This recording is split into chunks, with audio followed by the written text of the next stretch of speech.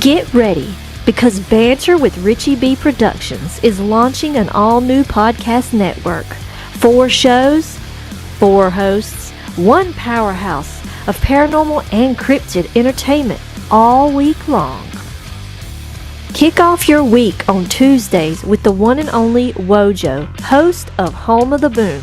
He's diving deep into the world of cryptids, Bigfoot, and the mysteries that shake the woods. Interviews, investigations, and the loudest boom in the cryptid community every Tuesday from 7 to 8 p.m. Eastern Standard Time. Then on Wednesdays, prepare to drift into the unknown with Amanda Lombardo, your guide on the Phantom Navigator. From haunted legends to chilling stories from around the globe, Amanda is charting a course straight through the supernatural, plus guests who live to tell the tales. Catch her from 8 to 9 p.m. Eastern Standard Time, if you dare. Fridays get a little darker and a whole lot prettier. Join Sam from Sam's Pretty Paranormal, where makeup meets the macabre. It's Sam After Dark, spooky storytelling, and her fan favorite segment, Cooking for the Dead. Tune in every Friday from 9 to 10 p.m.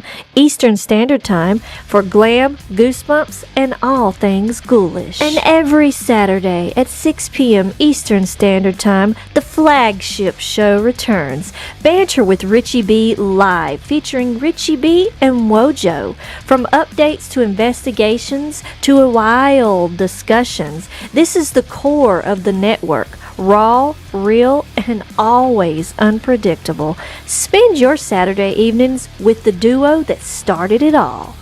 4 nights of content, 4 incredible hosts, cryptids, ghosts, glam, stories that will keep you on the edge of your seat. This is the Banter with Richie B Podcast Network.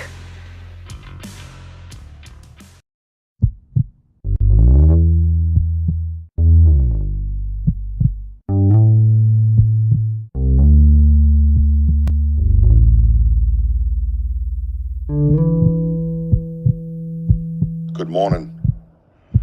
Welcome to Banter with Richie B Live.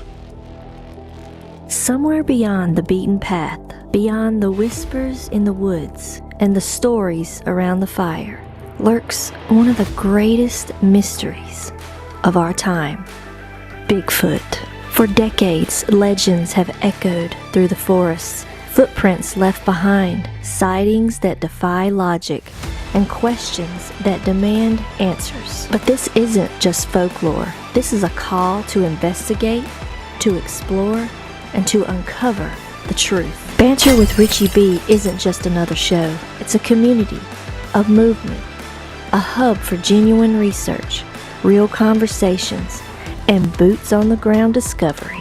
Every episode dives deep into evidence, expert interviews, field investigations, and the drive to seek what others say is impossible. If you believe in asking questions, if you're ready to get your boots dirty, and if you think the unknown deserves more than just a passing glance, then follow Banter with Richie B. Stay informed, stay sharp, and maybe, just maybe, be the one who finds the truth hiding in the trees. I love you, baby Jack. I want you guys to keep climbing. I love you, Mama. Bojo's gonna get us out of here because that's what he does. That's right. Hey, nice meeting you all. Thank you for being on there. And yes, we are home of the boom. Let's go.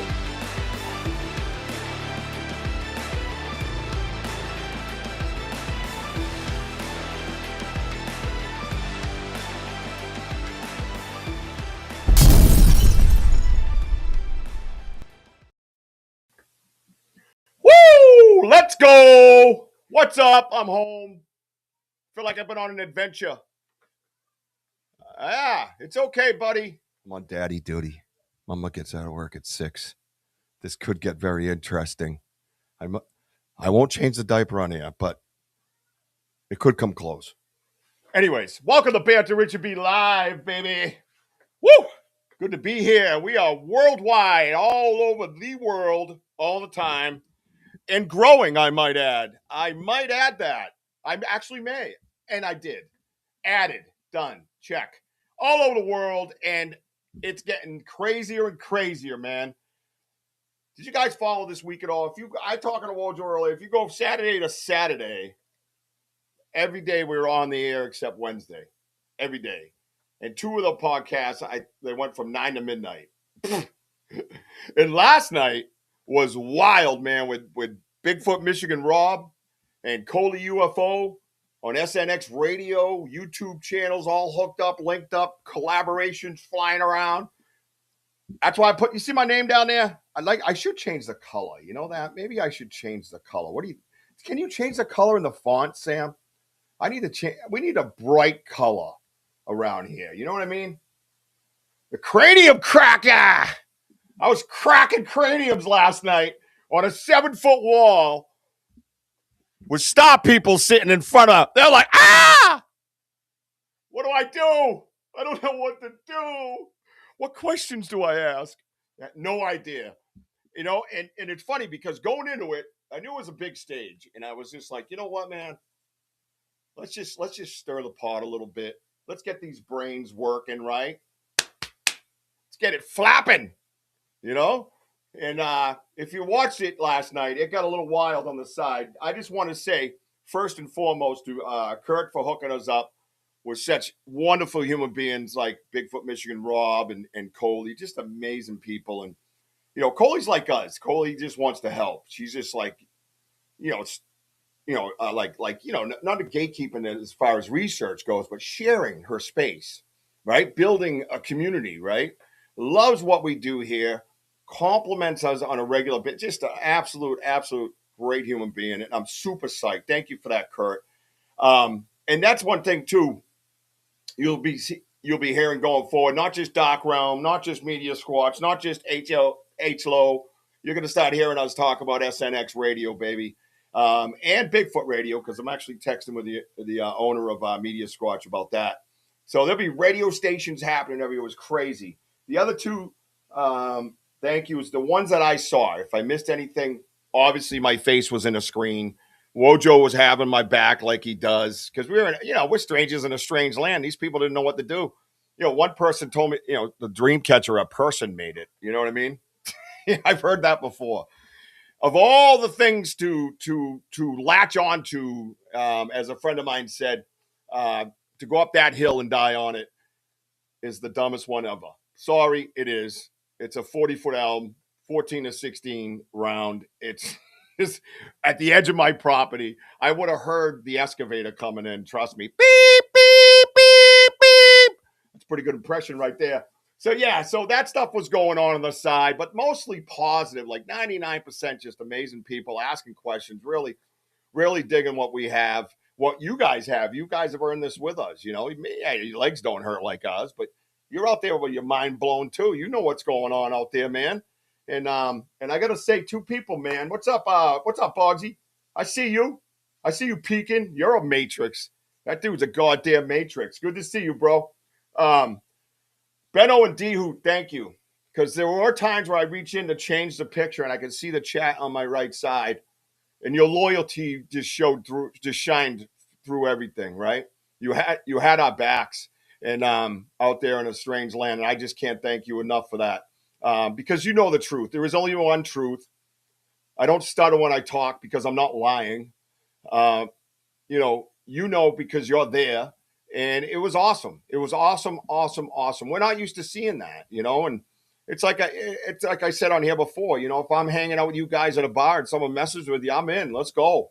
You know what I mean? Might not have what I used to, but I'm going to try to find it. It's around here somewhere. You know what I mean? But no, just absolutely awesome, man. Yeah, that got weird, Ben. Thanks. But thank you, Benno. Thank you so much. I saw some of the things that you pushed back on, and maybe not always geared towards us, but the meaning of it was there for that. And I told you, yes. So, hi, everybody. This is Buppy. That's my Buppy. You can sit in the chair quietly until Mama gets home. All right, no destroying stuff. Send help. I wouldn't mess with Cynthia. She gets attitude sometimes. Cynthia's my doll. Okay, you're going to put her in my grandmother's rocking chair. Woo. See, I didn't do that for a reason. Anywho, thank you, Boggsy. Love you, bro. Let's get Wojo in here. Let's go down the list. Let's say hello. Let's get it fired up.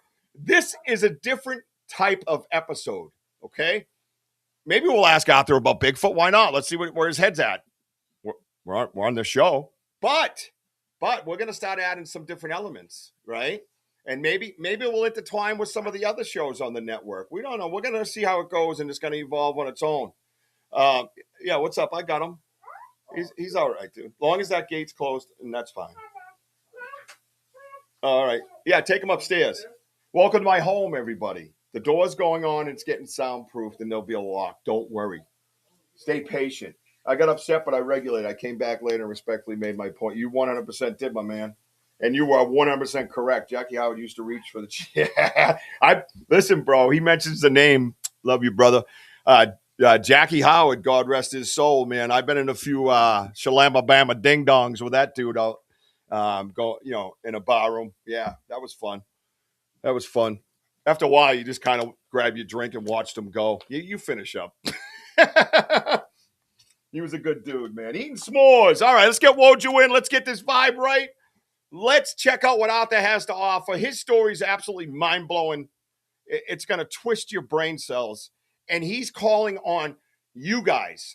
He picked out our audience to come to, and he asked me, can I do a segment on your shows? And then he explained to me how and why. And it took a while to, I know what he was getting at, but I was like, where do I fit that in? But then I'm thinking, man, you guys are all critical thinkers from all over the world. What a smart man to come to you guys, not me, you guys. He wants to meet you guys because he's watched your critical thinking in action, and he wants you to help him. And he's going to ask you, and he's going to tell you a story, or probably a few stories, and we're going to roll with it. All right, let's go. Let's get that guy in here, that Wojo fella. What's up? Hey, what's up, everybody? Benno, D-Hoot, Kurt. Boom, boom, boom! And a boom! You guys get 3. Thank you for last night. And how are you all doing there, Cranium Cracker? The Cracker! And by the way, Cracker, you get a double boom because last night, man, you killed it. It was so awesome. You did a great job. Thank you. You had everybody boggled.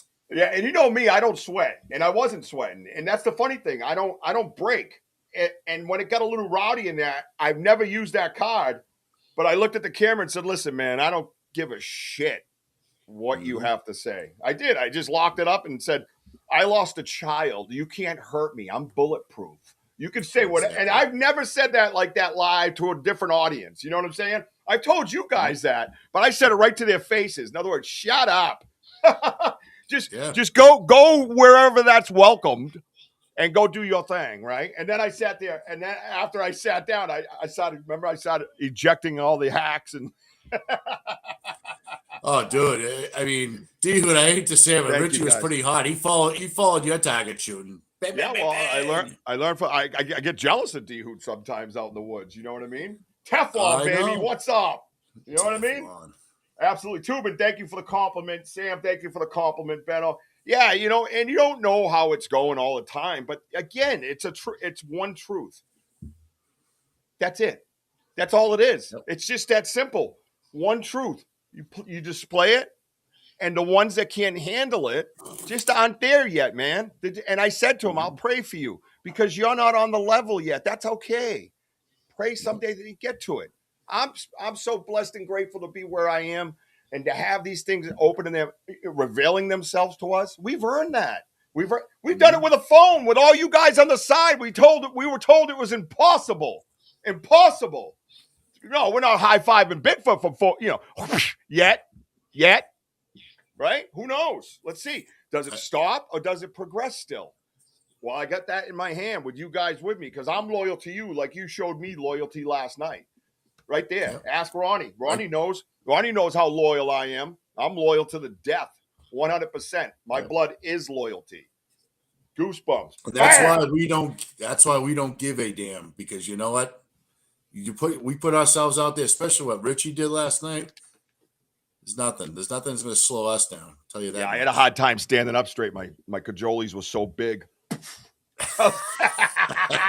No, all I heard was a big thud on the ground. Like it just went boom. You're like, oh, you want some of these? Oh, let's go. Throw them up over the shoulder. No, Yeah, this over exactly. here.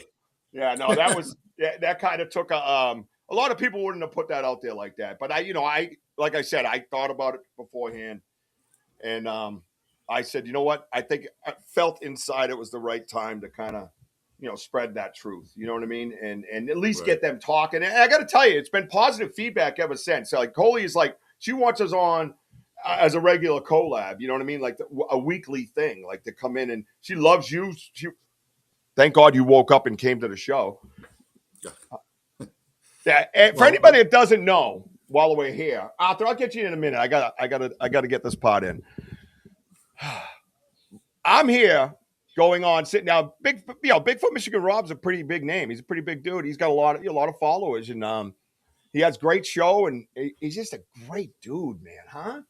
Just I watched him, like I watch in the background a lot, and sometimes Kurt or Benno, somebody will see me say hello, but I don't do it a lot. But I'm watching, right? I'm watching. I'm a weirdo. But I'm watching because I'm trying to also learn. I'm trying to understand the people that are out there. So if their names show up, then I can say, okay, that dude's all right, Reading the room, right? Well, I'm sitting there going, all right, this is going to be unbelievable. I got Wojo in. It was supposed to be me. She'd asked me. I said, I got my boy and my co-host, man. He's got, kind of got to come with me. And she was like, yeah, of course, So here it is, 9:00. No co-host. We won't talk about the other guy because that's personal reasons. But hi, Lori Ladd. And my co-host is not coming in. And I start dialing the phone and stuff. Yeah, because she's got a wicked long intro. Her intro is like crazy. But that's all right because I like to dance, and I was definitely dancing in my seat. So, Sleeping Beauty. Wojo was out cold. I run upstairs while the intro is going. I'm like, Jess, grab the phone. You got to call Wojo like 100 times. I think he passed out sleeping, man. Because the dude gets up early. We're out in 2 feet of snow looking for Bigfoot for 2 hours like meatheads. And then the dude's got to get on the air at 9:00 at night. It's sleepy girls time. You know what I mean? You got to put the cucumbers on the eyes and lay back and get his little sleepy sleeps. And I'm over here going, you got to be shitting me. What is happening? But he showed up last minute, right?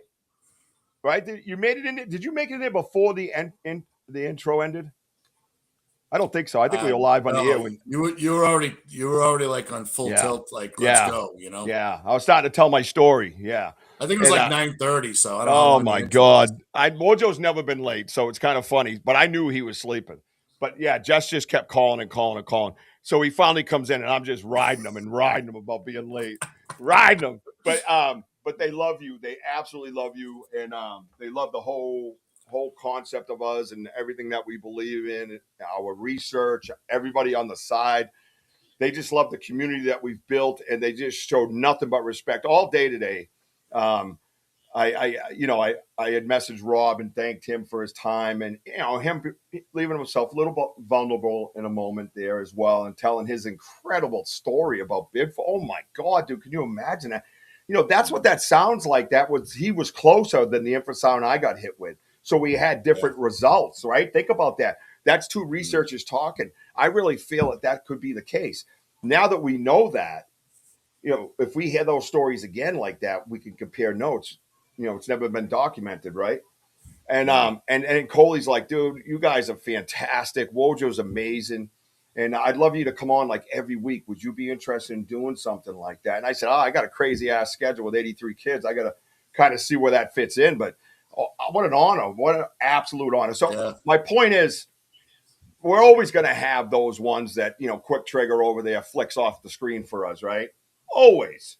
It happens, Last night was a little ridiculous with the person building if there's any structure you want to claim is built by a person, the Dreamcatcher is not the one. Just stop. Yeah. Just a full stop. Just cut it out. You sound silly. You sound sorry, but stupid. You sound stupid. It's a 40 to 50 foot elm bent over without breaking, 12 to 14 high at the peak, buried underneath trees, not logs, trees. Nah. Not happening. Just pick on the 40-foot X if you like. Grab yourself a little arch or something. The dream catcher makes you look completely silly. Completely. So that's enough of that. Beat the dead horse. The dead horse is dead again. We're rolling out. We are worldwide on Dark Realm TV, by the way. Where fear lives. Absolutely. Media Squatch. Get that app. Get it on your phone. It's for free. Check it out. Not just Bigfoot on that. All kinds of paranormal, all kinds of stuff, man. You got to check out that app. I'm telling you guys, check it out. SNX Radio, Coley UFO. We're going to be linking up with her. She's going to be linking our shows to the SNX Radio. And HLO, all capitals, HLO Media, HLO Outdoors. Check us out over there. Yeah. He's got some oldie but goodies running. So let's get rolling. I'm just going to flick through everybody because now that I've talked so long, because I had to get that off my chest, I feel better. We're home. Like it's like we've been running around all week or something. It's been wild because you got to think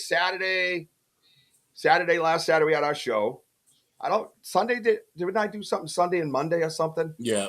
I did the back-to-backs, and then Tuesday's your show. Wednesday I took off, but I watched Amanda, obviously, when I'm playing Fortnite. I always do, and have her in my ear. And then Thursday, Daniel Benoit, ECBRO, Bigfoot Zone. That was an absolute incredible sit-down. Oh, my God, dude. I enjoyed it. That was fun. I thought he picked out the great mix of people, right? You have William Nighthawk, who's, the guy's a plethora of information. You can just feel his vibe, right? So he's on that. He's on maybe, I don't want to dumb it down any, but for everybody, to make it layman's terms, he's kind of on the woo side, right? We're kind of in the middle, right? Dave and Melissa are kind of coming up behind us, right? And then you have Nikki, who I think is amazing in a sense that she's of the flesh and blood, and she has her beliefs and set them straight in such a respectful manner, and debated things in a respectful manner. And kudos to Daniel Benoit for putting that on, man. William Nighthawk has agreed to come on the show, by the way, everybody. There's an announcement for you. March is going to be a crazy month, by the way. Bigfoot Rob has agreed to come on the show. Saturday night show right here. Bigfoot Rob. Again, pick a date.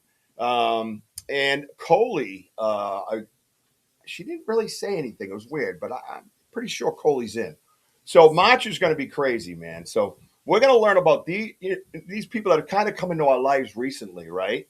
Grab them up, sit them down, and say, okay, where you at? You know what I mean? That's what we're going to do. It's going to be amazing. Let's say hi to everybody really quick, because I know, let's bring Arthur in to say hi with everybody, because he looks bored. Yeah, all right, don't start your shit, Arthur. Here we go. Really, Arthur? Really? At least you got a nice shirt on, Arthur. Whoa. And remember the rules. When you have when you have the gimbal hooked up, you don't stand up. It'll aim right at the honey spot. All right? Don't do that, because we know you're not wearing pants. Yeah. All right? There's a man who follows rules. Welcome, Arthur. We're going to say hi to the audience, and then we're going to get to yourself so everybody can say hi to you. Got to respect those. Welcome, brother. Living their best lives. Yep. Let's go. I'm going to go all the way. All right. This place filled in pretty quickly. I was a little nervous there. I said, where'd everybody go? And then here they are. Let's see going the first. Fast. Oh, it's hot. Coming in hot. Let's see this. All right. Well, look who's first. Yeah, me. I was first. Don't ever let it happen again. That's ridiculous. And I love you. No, Mike Gray, you get the credit tonight. Thank you, my brother. Hey, Mikey was in the house. G Tewksbury. JT's in the house. JT, blessings. Yep. Kurt W. What's up, Squirrel? W? I already did my. Oh, it jumped. It skips. Why? Oh, because the comments are coming. Can't you just hold it where I am? It's not that hard technology. Brandy Sampson, hold up your cup, please, Arthur, and let the world know what you're drinking out of. You know you got the GG merchandise. Get over to Brandy Sampson. Yo, reach out to Brandy Sampson, Ghost Girl, and get yourself some kick-ass merch, by the way. I call them the Droopy Ghosts. I don't know what it is. I put them on. I'm like, Droopy Ghost, let's go. I just named them. Don't judge. Right? Oh, and the other good thing is Wojo's not sleeping. He's awake tonight. So, and previously Possessed is on here tonight, and she reached out to me and said, She reached out to me and said she had to Google what the hell this folly was. Now, I can't tell you how old that makes me feel, previous. But she learned what it was, and she felt I set her straight last night with the Farley thing that I did, and then the combination of a research. Is he still down here, guys? Or is he, no, he's upstairs fighting with his brother. Perfect. All right. Denny-O! That's my boy. I talked about Denny-O last night. I always talk What's about up, that brother? story. That story just melts me. Yo. Yep. Look at this stranger. Where's this? Anybody know where this stranger's been? Huh? All hail Boston, right? My boy's fired up for the Patriots. That's right. What's up, Ronnie? Patriots tomorrow night. How you feeling about the Patriots tomorrow night? I'm a little worried about it. But I always am, though. I am every game. Now, you think that's a good matchup for us? Yeah, I think listen, it's going to be a good game, but I think that Pat's going to pull it out. I'm going to say by 10. Okay. Arthur, any predictions? As long as the Patriots don't win. No. Knew that was coming. That's the wrong answer, pal. I knew that was coming. I knew it. Take your gimbal and your pants out of here. Oh my God, look at his face. It's so red. I had my finger on the trigger. I knew that was coming. I knew it. No, I know. Listen. I got to tell you, I used to argue about the hate. Now let's say they shit on themselves for 5 years. I just love it now. I love it. I want them to win so bad, but I'm like, you know what? They've been in 12. Yeah. 12. Sit down. Have a good, and then they diss Robert Kraft and Bill Belichick. Bill Belichick for being a dog. Oh, he filmed people from above. Yeah, everybody did. That's so stupid. Oh, the balls were inflated. Shut up. Aaron Rodgers talked about how he had bigger hands, so he liked the balls overinflated. It fit him. So does he get shit on? Right? Isn't that cheating? That's what you're talking about. Oh, no, a 0.1 pressure off the ball makes it easier to catch. Shut up. You never played football. Mm-hmm. This dude. I was a ridiculous running back. I could catch anything. Dude, a little of air ain't going to do nothing. Shut up. It was a comfort for his hand size. That's what the rules should be. You think everybody's made the same? Come on, man. Ridiculous. Oh, mama, you're out. Oh, mama, I can hear the Pats went over the Hawks. Yeah. Boom, boom. World's the best. We don't need Brady. We got man. Look at Arthur. Look at Arthur. Look at Arthur. That was a mistake coming on this show. I just gotta say, he's ridiculous. You want me to hit the button, Arthur, again? No, Arthur wants you to keep talking about the balls. Yeah, true. Sam, there's Sam. Sam's pretty paranormal, best executive producer in the world. BDA's here. Cornbread mofo. Yeah, BDA, funny, BDA watched the show last night.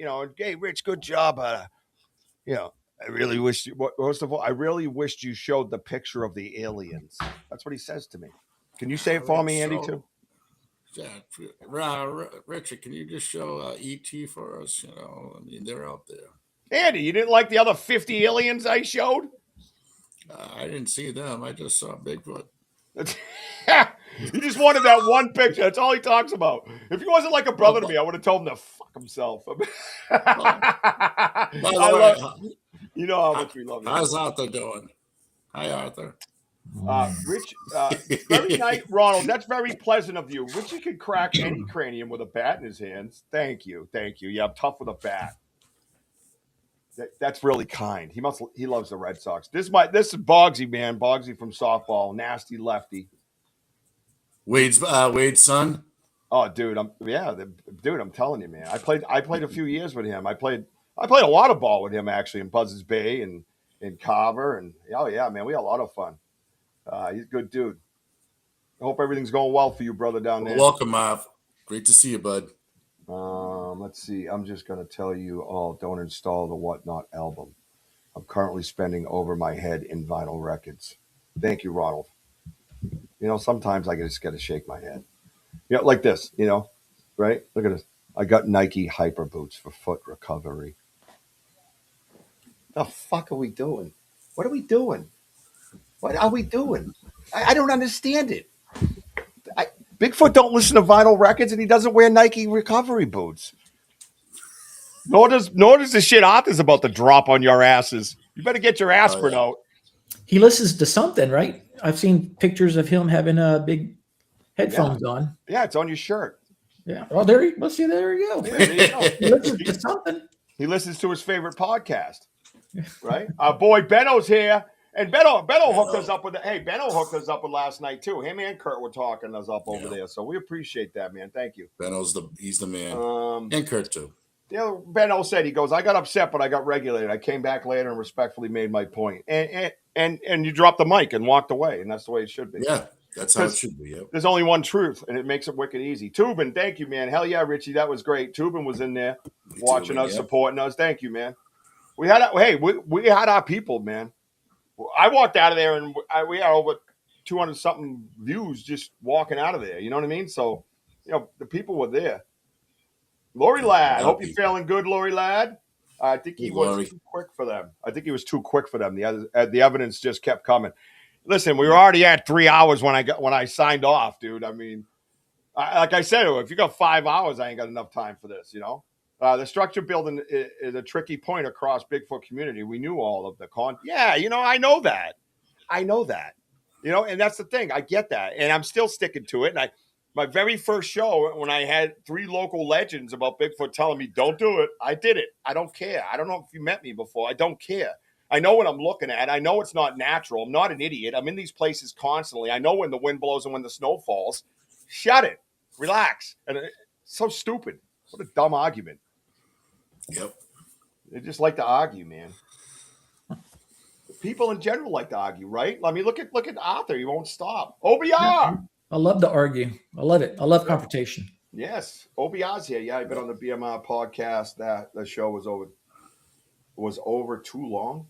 Oh, I don't know what that means. Over too long? It was too long for you or too short?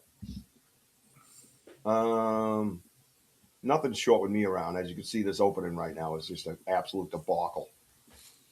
All right, let's see. TKB, I heard, was in here. Yep, there's TKB. Yeah, TKB. I don't want to miss nobody.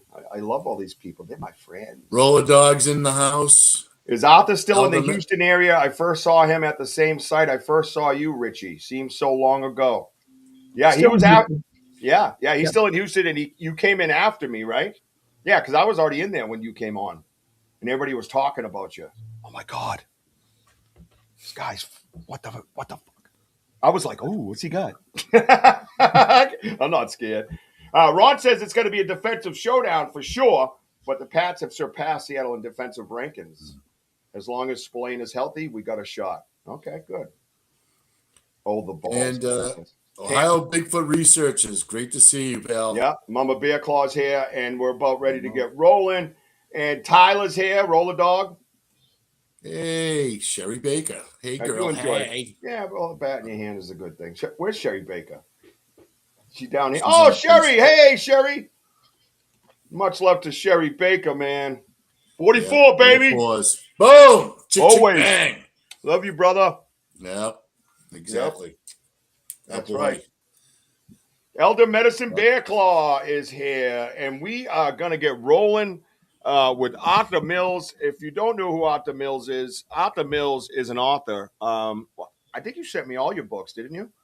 I sent a few. Yeah, I got a few of them around here. I have them in my case. See, my studio is under construction, and I'm almost done, and I get to set things up. So all these things that I get to have displayed, and I'm super pumped about it. And you signed them. Yep. You did. I didn't appreciate what you called me, but that's all right.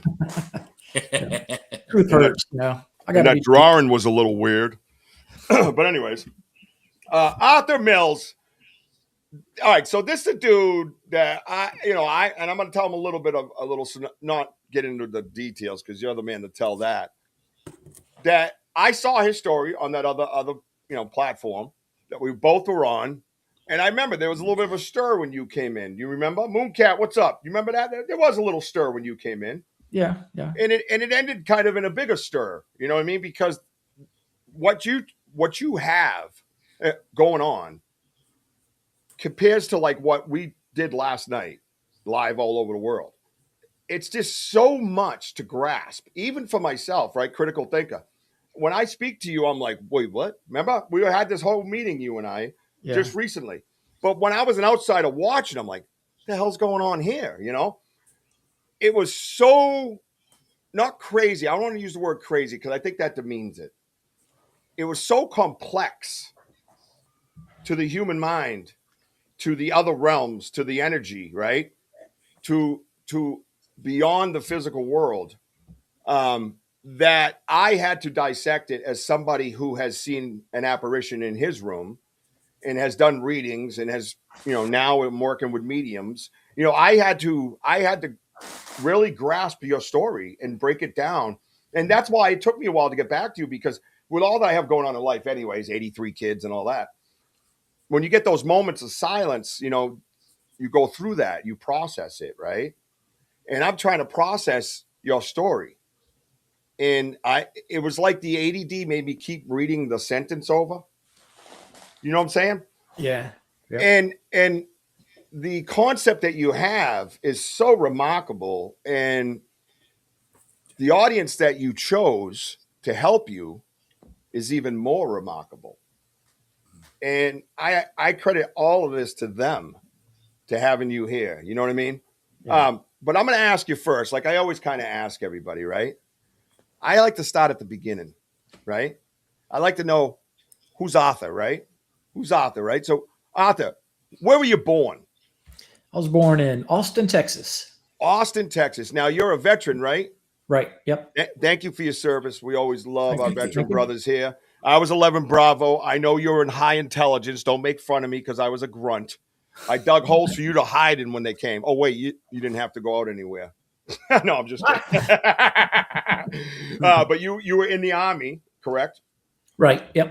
That is with the letter R in it. I just say it with the Army. Yeah. It's just like 4 A's, a little R than M. That's how it works.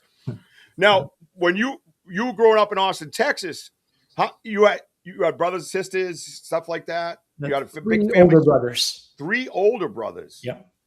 Now, what's the gap though? So my oldest one is 6 years older, and then the next is 4 years older, and then 1.5 years older. Oh, so I'm the youngest. Were you title with the one that's closer to you? Not really. No, we fought over friends, over clothes, over food. I mean, we fought. We were young, so younger brothers like that tend to fight a lot, and we were no different. Yeah. No, I get that. That's awesome. So all boys. Mom and dad, married, stayed together? It was my mother and a stepfather. Okay. Yeah, I had one of those too. Yeah, I had one of those, didn't I? Yeah, I did. No, he was pretty good dude. We had our moments. Did you have your moments with your stepfather? I got along with him, but my older brothers didn't because they didn't. I always assumed that he was my father. I didn't know any different, but my brothers were older, so they knew. But it never occurred to me that my father or stepfather was Mexican, and he was very, very dark because all he did most of his life was pick watermelons. And so he was a real dark Mexican. And I never, I called him Paul, like Ma and Paul. And I never knew. Arthur. Yep. No, you don't have any mirrors in your house? I do got a few. Yeah, you didn't realize that maybe it didn't occur to me. That's good. Well, you know what's good? Kudos to him because he didn't treat you any different, right? You had a good relationship with him. Yeah. That's awesome because my stepdad and I, very young, we did everything together. And then I had a little different dynamic. 9 years later, my little brother came along, which was his. And that changed the dynamic. I do remember one time we went fishing, and he always had he's up in heaven. He always had a 5-gallon bucket of old Milwaukees. And we go out fishing. We're way out on this bog somewhere. And he had one of those little Chrysler Renault things, garbage, right? And we're out there fishing. And I remember him sitting he would get up off the bucket and grab a beer. And he kept doing this. And the sun started going down. I look over, I'm thinking, and I'm fishing a little ways down. And I look over and I'm like, what's he looking at? I go up there. I thought he was looking at something on the ground. He was passed out. Now, no cell phones, nothing like that. I'm like, oh my God, how do we get out of here? That, you know, he's sleeping. I just think he's sleeping because he worked. I didn't put together the booze at that age. But I got him in the car, and I started driving the car to the cranberry bogs to the street, and he woke up and drove us home hammered. But anyways, a little different than what you had. But no, that's cool. So, but a good home life in general. Your middle class family, like, you know, like what was it like when you came home from school? You know, I wouldn't say we're middle class. We were hurting pretty much. We had food on the table and Christmas presents under the Christmas tree. But, you know, while most of my friends got the expensive Hot Wheels, you know, and I got the cheap Sears catalog version of the cars, and you know, most of my toys broke by February. I know. I can relate. Yes. Yeah. But I had toys though, and we had food. But you know, we parents always shopped HEB, the grocery store, down the generic aisle. You remember that, where all the boxes of cereal just said, it was just white with black words that said cereal. Oh, what was the best generic food ever made? Go ahead. I think maybe the cereal. No, or cheese, maybe. There it is. Boom, cheese, bro. The cheese was amazing. Big block of cheese. You can make a grilled cheese when you go home from school when the parents weren't home because everybody worked. So you got home as a kid back then. You didn't need a parent around. Everybody was just, all the kids were running the roost, right? Ruling the roost. Yeah. And you get this thick block of cheese and you cut it and you put it on the. Oh my God, it was the best grilled cheese sandwiches, right? And my brother Russ does. My brother Russ, he said hi on the show a few times and been out with us live. He's in North Carolina. Love you, bro, if you're watching. And he's got a funny name, by the way, Wojo. He commented on one of our lives, and I said something to you about his name, and I just found out today that's my brother. But anyways, I'll text it to you. It was really funny. But anyways, he kept those boxes. And he has every baseball card he's ever gotten in those boxes. Those boxes fit baseball cards in them better than any box. Better than any box they could ever make. Yep. And they're homogenized or something. Homogenized, yeah. Pretty awesome, right? So now, did you live in an older house, newer house? At that time, the house was about 45 years old. Mm-hmm. And all the houses in the neighborhood was about that. The only odd thing was right next door was an empty lot. And a house was there, and it burnt down in 1969. But I didn't know that until later. I just thought it was just an empty lot at first. And that was our playground. All the neighborhood kids, a lot of them were my age. Others were a few years older, and another big group were about 16, 17 years old, and they became my older brother's friends. So plenty people throughout the neighborhood. But yeah, us younger kids turned that empty lot into our playground. Really? How many rooms did you guys have, like, for you boys? We had 2 bedrooms. And so the 4 of us end up having just like bunk beds. But for a while, my brother Ricky and I, he's the one that was a year and a half older than me. We shared like a fold out couch that turned into a bed, and that's where we slept. But eventually my parents got a shed, like a tool shed, and put it attached to the house. And my 2 older brothers just slept in there in the tool shed. Wow. So that's a lot of fun, right? Oh yeah, it was fun. Yeah. So, and you, if I remember correctly, and we'll get to it, there's some history with that lot, correct? Right. Yeah. Yeah. And so you grow up, you graduate school? Graduated high school. Yep. Yeah. You're a smart dude, right? And you actually have a son that's brilliant smart. Yeah. He's okay. He's a keeper. Come on, man. You're just mad he's smarter than you. That's what it is. You smart people don't like that shit. Right? Right. Didn't we have this conversation? Yeah. So yeah, he received his PhD when he was 22 years old in mathematics. Wow. In mathematics. Yeah. He was a professor at Oregon State University. That's awesome. Just left about maybe 4 years ago, and he moved to California to start a new job. So yeah, That's so cool. No, and I bring that up because it just reminds me of that, because a lot of the smart genes kind of spread down, and that's the kind of mind you're going to get with Arthur as we go forward. It's just mind blowing, and I'm just grateful to have him here. So you go off to the military, any wartime, anything like that? 4 combat tours. Unbelievable. Yeah. Hoorah. Thank you for that. Yeah, thank you for that. Yeah, I've had so many friends go through that as well, and I missed it.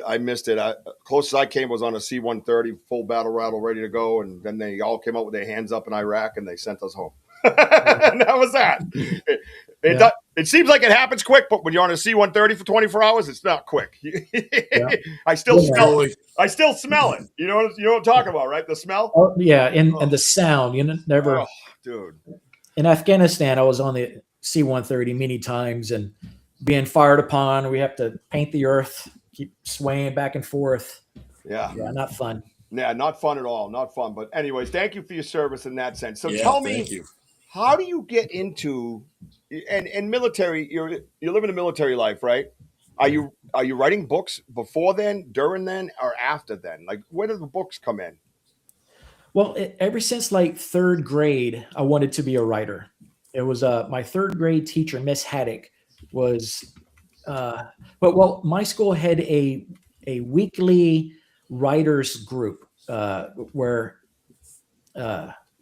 every year, a whole week, you don't do any subject other than write.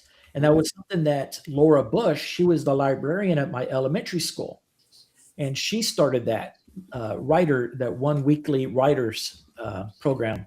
And so I'm writing, and the teachers like reading over my shoulder. Oh, you're going to be a famous writer one day. And that just motivated me to do it. But I wanted to write about my life with my brothers and the neighborhood and my friends.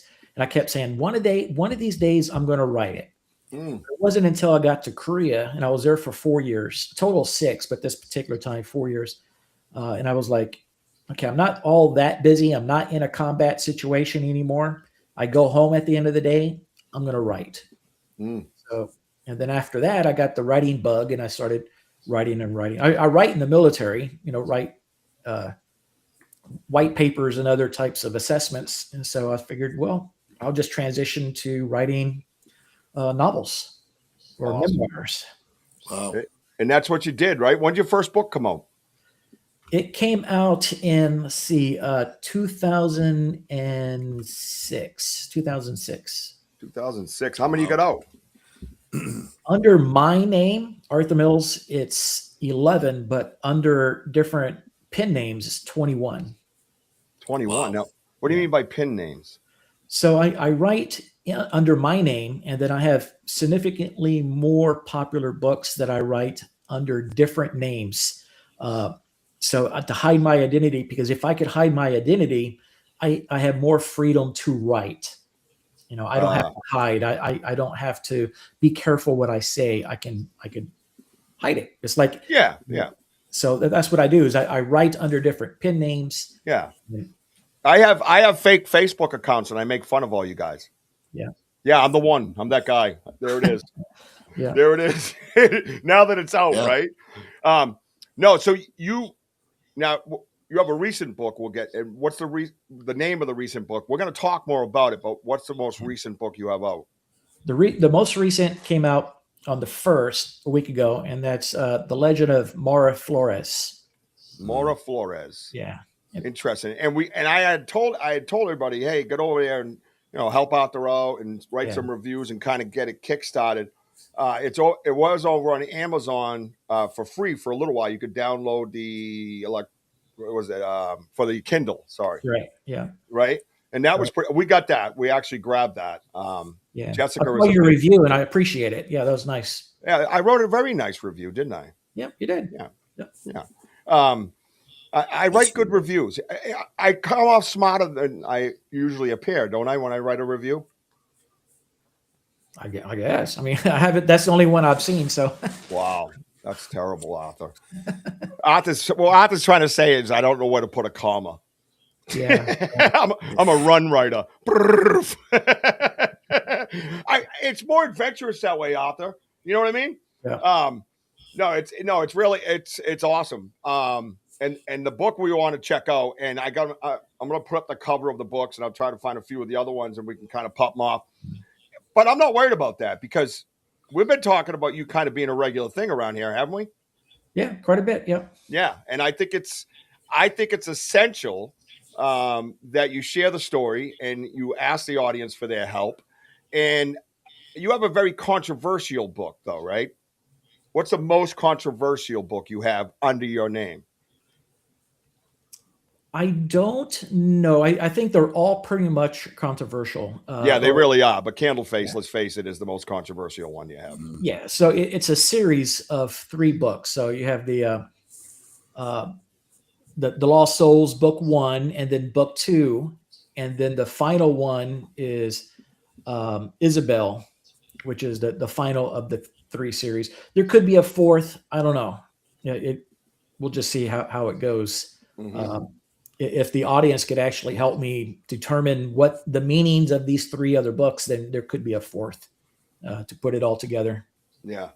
And Arthur, how do you find? I'm sorry, Rich. How do you find the time? Like writing these books. Like, I mean, do you shut yourself down at a certain place, like me, obviously your office, and just, I mean, I'm just saying, like, I don't know if you have dogs, kids running around. I mean, I don't know. Yeah, it's hard. It's I sleep maybe 3 hours a day. I'm doing the husband thing throughout the day, and then I write. I'm also going full-time student. It's just tough. It's tough. I got to go to sleep, but that's when I get the messages from the Lost Souls. So I got to force myself to go to sleep. Easy now. Don't. Easy. Yep. Yeah, hold on. Easy. Hold them back. All right. So no, that's fascinating. That's fascinating, dude. It's mind blowing. So we're going to be focused mostly on the Candleface, I think, as a prelude to where we are. Correct. Right. Yep. Yeah. So why don't we get into the book about Candleface and explain the connection possibly to the empty lot and all that stuff that you have near your home. And the things that are happening to you. And I don't know if you remember what I said to you in our meeting. I kind of told you what you were. Yeah, no, I remember. Have you made any progress on that theory? No, but it is in the. It's still in my head. Yeah, and we'll get there. Yeah. You just need to verbalize more while you're in that moment. It'll help. That's all I'm going to say. It's like what I do when I'm out in the woods talking. Same thing. Yeah. Same exact thing. And as people, we get kind of stuck, like, what do we do? But you got to be an old pro at it now. So Candleface, who the heck is Candleface? Candleface. Okay. So Candleface is a ghost that I named Candleface. I mean, I was maybe 4 or 5 years old when I gave this ghost this name. So when you're that young, you can't come up with a really cool name. To me, I called her Candleface because her face melted and it looked like a candle. So that's what I ended up calling her. But, I mentioned that we had that empty lot next door. And that's where all the kids played. And probably, I think one of my friends is actually here listening. So we had this empty lot, and then in the back of the empty lot was this big hole. It went, miles deep, but in reality, it probably only went like this deep. But when you're only kindergarten, it goes up pretty deep. And but the older kids who lived there longer than I did kept saying that if you jump into that hole, the family that died in the fire will haunt you, especially the little girl. She will come out and haunt you. And I was like, yeah, right. But everybody avoided that hole. Everybody would run around, but avoid that hole. And so I did too. But I'm the runt of the family. I stuttered every single word. I had to do speech therapy for years and years and years, which is weird now because in the military, I was NATO senior intelligence analyst giving briefs to world leaders. So it was really cool that I went from where I can't even say my name to giving briefs, But I avoided that hole and everybody just picked on me all the time. So I was like, I'm going to prove to them something. I'm going to jump in that hole and I'm going to disprove this rumor that there's a ghost family in there. Yeah. So one day I jumped into that hole in the middle of the night. Everybody's asleep. I walked in there. I circled around for a little while. Had a little stick with me because I wasn't really sure what's on the bottom of that hole. You know, am I going to fall through? But I jumped in there and it only went up to my waist, and I'm poking this, and I was, "Where are you, burnt ghost? Where are you? This is so full of shit," you know, blah, blah, blah. And I felt so vindicated, you know, and I wasn't even stuttering when I was saying all this stuff. And so I climbed out, went back, jumped in my bed, and I was like, "Oh, I'm going to be the star now of the neighborhood. No one's going to pick on me anymore. You know, I'm the one that solved the case, that no ghost in there." But that night, I woke up with a lot of, you know, wind and lightning and thunder, and I had to get some water. So I went to the kitchen, and the kitchen window overlooks that empty lot. And there's a big oak tree there, and everything is swaying. And there's other trees closer that actually scratches against the house, and it, you know, type of sound. And so I'm looking out there, and I think I see something crawling out of that hole. So I go to our back porch, which is a screened back porch. No walls, nothing, just screen. And so I go back there and I see some creature, human-like thing crawling out of that hole, heading towards that tree to climb up, trying to upright itself on that tree. And I'm, you know, trying to be logical. I said, "What is that? Is that a raccoon? Is it, you know, whatever, piece of trash, you know, trash bag?" Because a lot of people would dump trash in this, you know, mattresses and whatever, all over the place. Dogs barking. A friend of mine's dog starts barking, and that creature thing looks towards me, and we make eye contact. And now it's like trying to walk towards me. Yeah. And I'm like, oh God, what's going on here? And so I end up running back and jump into my bed. Now, The Empty Lot Next Door is a memoir of all of those experiences. The book makes it look like it's about 3 months long, but it's really about 6 to 7 years worth of interactions of Candleface sitting on my chest, poking until I wake up for school and I got all these red marks. Was I doing this to myself? Maybe, you know, I don't know. But if you see the cover of the book, The Empty Lot Next Door, there's a handprint.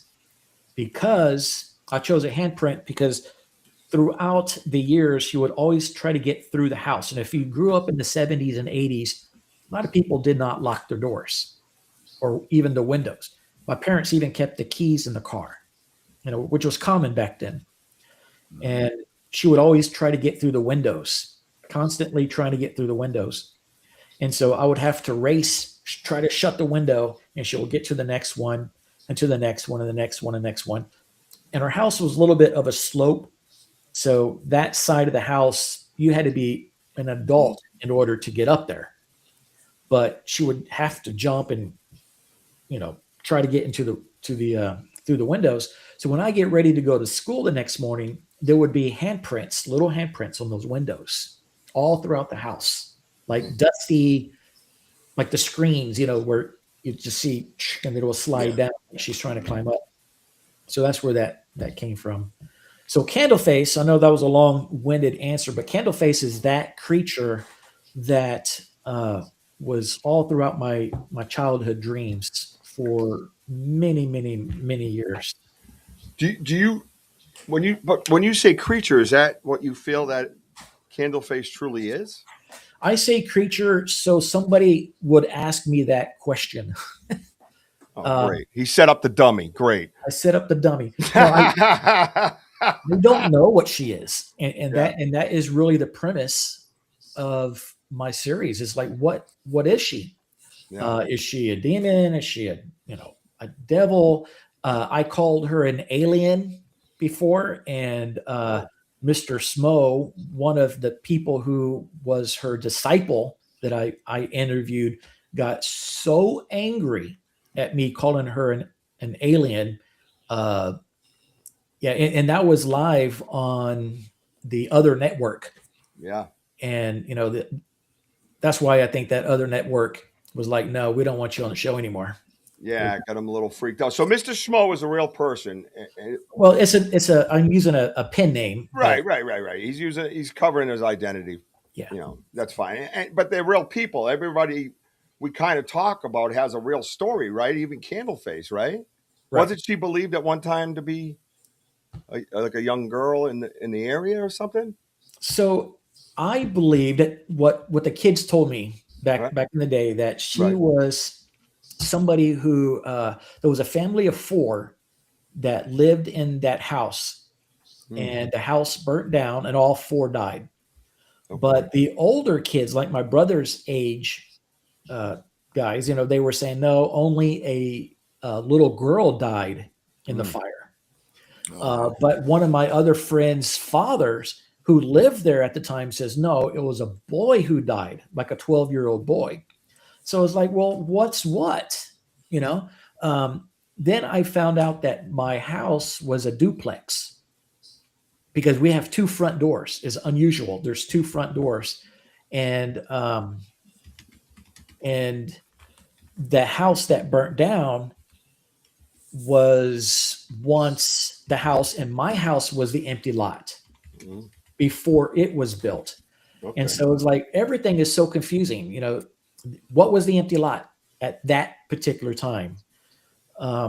So nobody really knew, but I ended up doing some research. I had a friend of mine actually do some research when I was in Korea. And I says, can you find out about the house? Was there really a fire?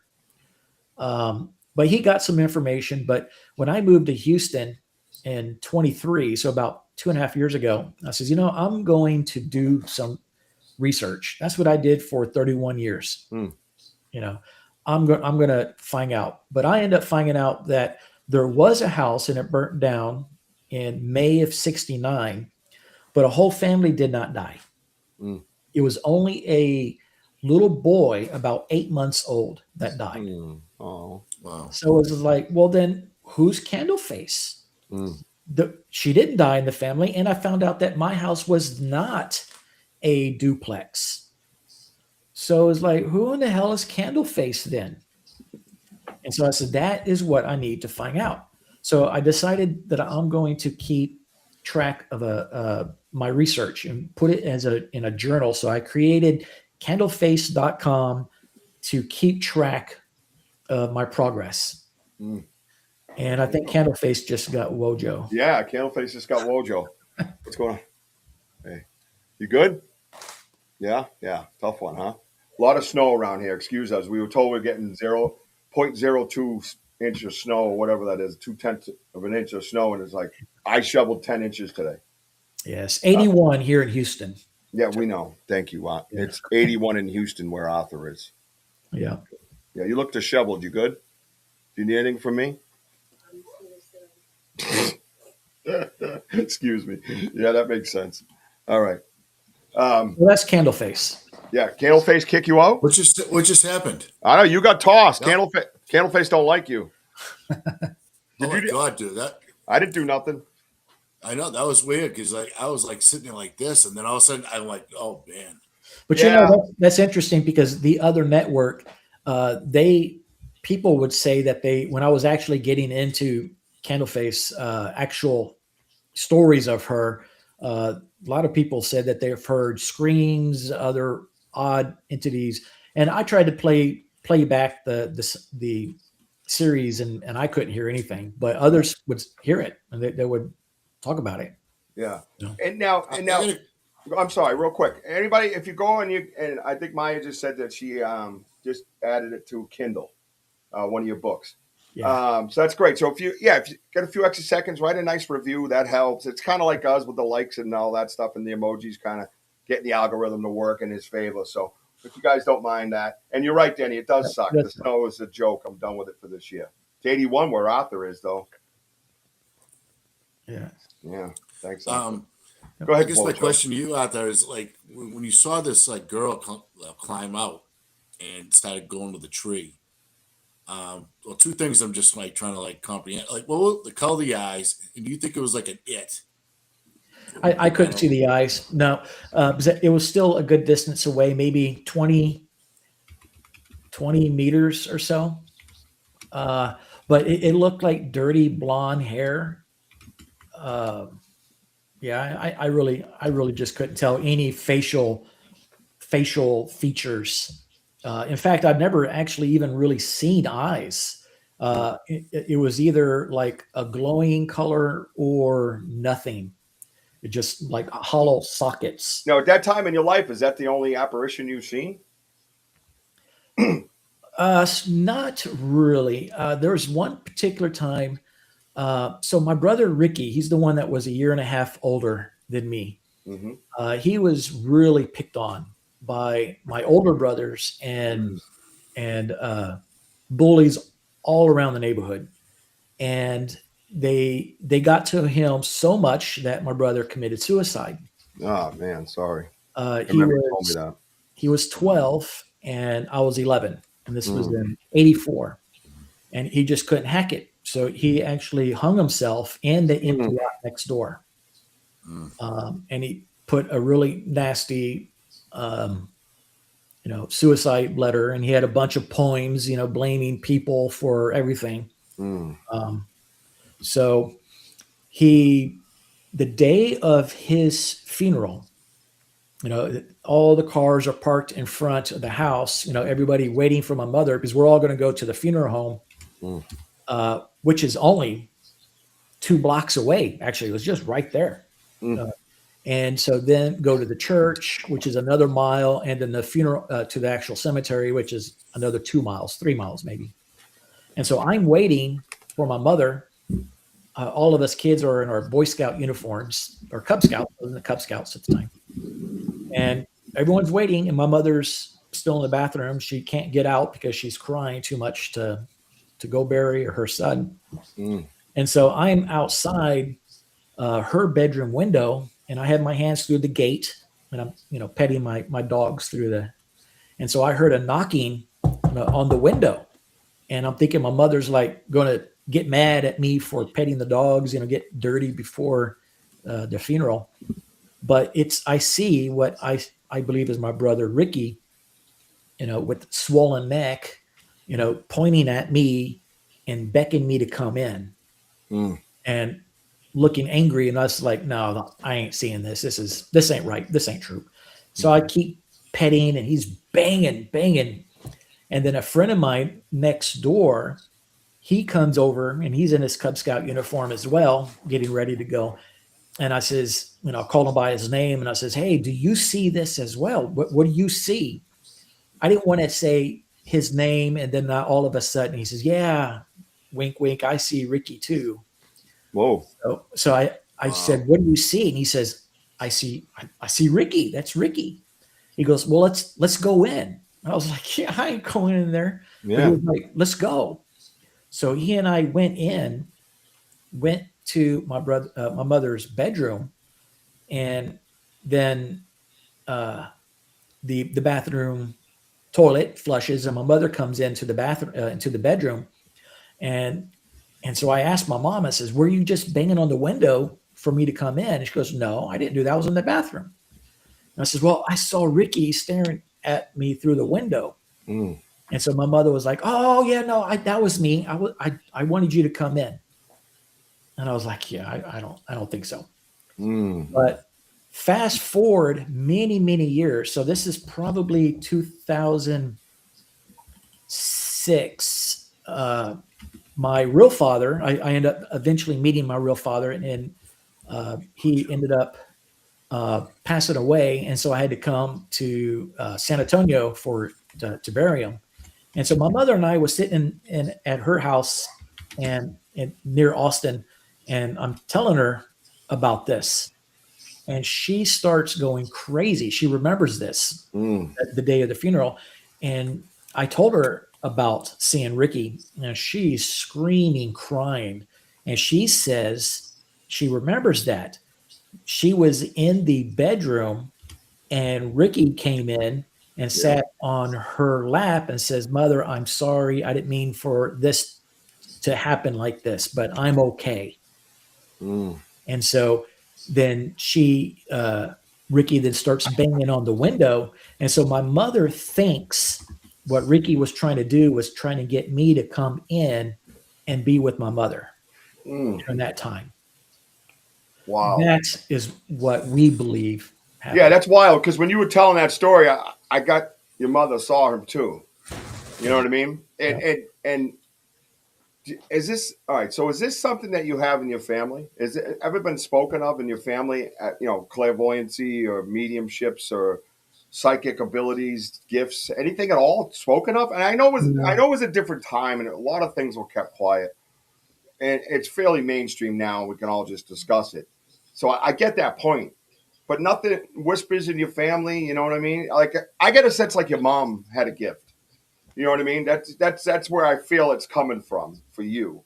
I've never heard anybody talk about it, and my mother wouldn't talk about stuff like this either. My mother has a goldfish style memory. It's like 7 years. After 7 years, she don't remember. She Good for rarely her. remembers anything.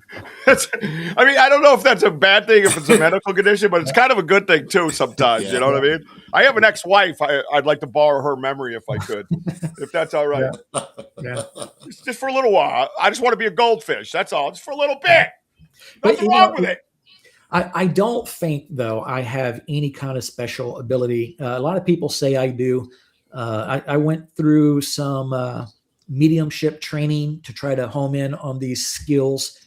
And during the training, they all told me the same thing. Oh, no, you do. But I don't know. I don't think so. I think. Well, let the cat in the bag. What did I tell you? Well, you think I do. I just need to learn it. I need to sharpen. I told you, the you're a skills. clairvoyant. You see full body apparitions, and they try to communicate with you directly, like Class A sightings of Bigfoot. But I think that's it, though. I think I'm limited to just those victims. No, I think you're limited to your intellect. I think your intellect limits you. And I'm sorry to put it like that, but that's what I truly believe. I think I see this all the time. You watch somebody with high intelligence like yourself. It's like me, like when I'm out there, and like Susan Ahern said to me, you're looking for physical evidence, Rich. You're not paying attention to your body. You have a gift. You need to use it out here in the woods. But I'm looking for feet, man. Where those feet at? What's that, a structure? It's hard for me to take from the physical world and bring it in. See, now my body's telling me I'm right. My hair's standing up. I got goosebumps. That's the message that I'm receiving back from my gift to confirm what I'm telling you, bro. And if you can just get past that, not even past it, what you got to do, I call it 2 hallways. This is what I told myself after the conversation just a couple of weeks ago in the woods. Only way, because I'm all about fixing, like, problem solving, right? I'm a wicked problem solver. I'll look around the room and I MacGyver things. I do the same with my brain. So I gave myself 2 hallways. So I have my hallway over here. I live it every day, all the time. And then I have to leave that hallway. I have to physically get myself to leave that hallway. And I have to believe it and feel it. I've left that hallway, and now I'm in this hallway. Yeah. Where are we today? And that helped me. You know what I mean? It's kind of looking at it, one eye is your whole life, and the other eye is your clairvoyance and your mediumship. You know what I mean? So you could kind of do it like that too, but physically put it in your head and physically live it. It'll help you, dude. And you're on a journey, bro. And I just want the best for you, brother. You're a good dude, and you are caught up in something. But see, that's part of the problem is I'm just one person. And I think if you're right, and you're probably right, my intellect is what's keeping me down and preventing me from actually seeing what I should be seeing. So I would love if your audience would be able to, set me straight and say, "Hey, Arthur, duh, don't you see? It was just like what you said to me when we talked a few weeks ago. It was just like, you don't see it. It's right there in front of you. And if I can't see it, I want somebody to say, dude, it's right there. It's right there. So and tell them, let's jump a little bit, because now that we're here, I'm kind of feeling it, and I want what's best for Arthur. You know what I mean? And I want what's best for you. You are in the middle of this, trying to figure out who killed who and all that stuff, right? Right. Yeah. And you're talking to Mr. Schmo, right? Bring us to that point, and then ask the audience for the other help that we wanted to talk about. Okay, so Mr. Smo, what a interesting character. So when I wrote The Empty Lot Next Door, there was a documentary on it in Austin. A lot of people saw it. It got quite a bit of airtime. People would drive around the neighborhood just to see the place, but they couldn't find it because now there's a house on the empty lot. And so people can't find it. But at the time they did. And a lot of people in the neighborhood absolutely hated it because it brought a lot of attention that they did not want. The guy, I had people trying to sue me, big mess. And a lot of people sent me emails back then saying, hey, I've seen Candleface. I've known the family that was killed in that house. But I was already on to something else, and I just blew off those emails. But 2.5 years ago, when I started doing the research, I brought those emails back. And so I contacted a few people, 2 elderly men, and interviewed them on the phone and went to their house. One of them, Mr. Smo, lives about 3 blocks from my childhood home. And so I interviewed him in his living room. He didn't want to be shown, so we put the camera up towards so you can see his ceiling fan. And if you go to my YouTube channel, you can see the interview. And the fan just circles around, and I had to change his voice to be a high-pitched voice because he has such a Darth Vader type of voice, and I had to change it up. And interviewed him, and he's 85, so he's pretty rough around the edges. He ended up kicking me out of the house. He says, "Get the F out of the house," because I asked him. I said, because he says that he's a Candleface disciple. He believes in Candleface, and he travels around on her behalf, telling how she is a compassionate spirit, that he helps people, that she helped him get off of drugs. And he actually had a revolver to his head, and she came from the shadows and says, "Don't do it. I can take your pain away." And so all his pain went away. And so he then went to AA, Alcohol Anonymous meetings, and went to where prostitutes hang out and taught about Candleface. And those that believed felt better, and those that did not were killed, like either mysteriously or through drugs. And so that's what he did for many years. And during my interview, I asked him, I said, well, how can a compassionate being kill non-believers? And he's like, "Get the hell out of my house. Get out of here." So he kicks me out. And then I had a second meeting, and this time it was on the other network. And the 2 main people were so freaked out because I could tell their faces. They were like really, really concerned because he's yelling at me because I mentioned, who is Candleface, just like you asked. And so I said, "Is she a ghost, a spirit? Is she an alien?" And he goes, "Alien?" And she starts yelling and screaming. But after that, he wanted to go back on the podcast, and he wanted to expose me as a fraud. He says, he calls me Ray, which was my childhood name, which is interesting that he knew that. But he could have got it from one of my books, whatever. But so he wants to go online and tell the world that I'm a fake, I'm a liar, and Candleface is a compassionate being, and I'm making up stories. But the other network says, no way, we don't want it. Nope. I went to all the other podcasts, all the others that are also on it. Yeah. And they said, nope, we don't want it. We don't want to do it. So here you are. So they didn't want anything to do with it. And I didn't have a big enough audience to do anything. And I was like, well, I want to do it. So finally I found somebody to do it.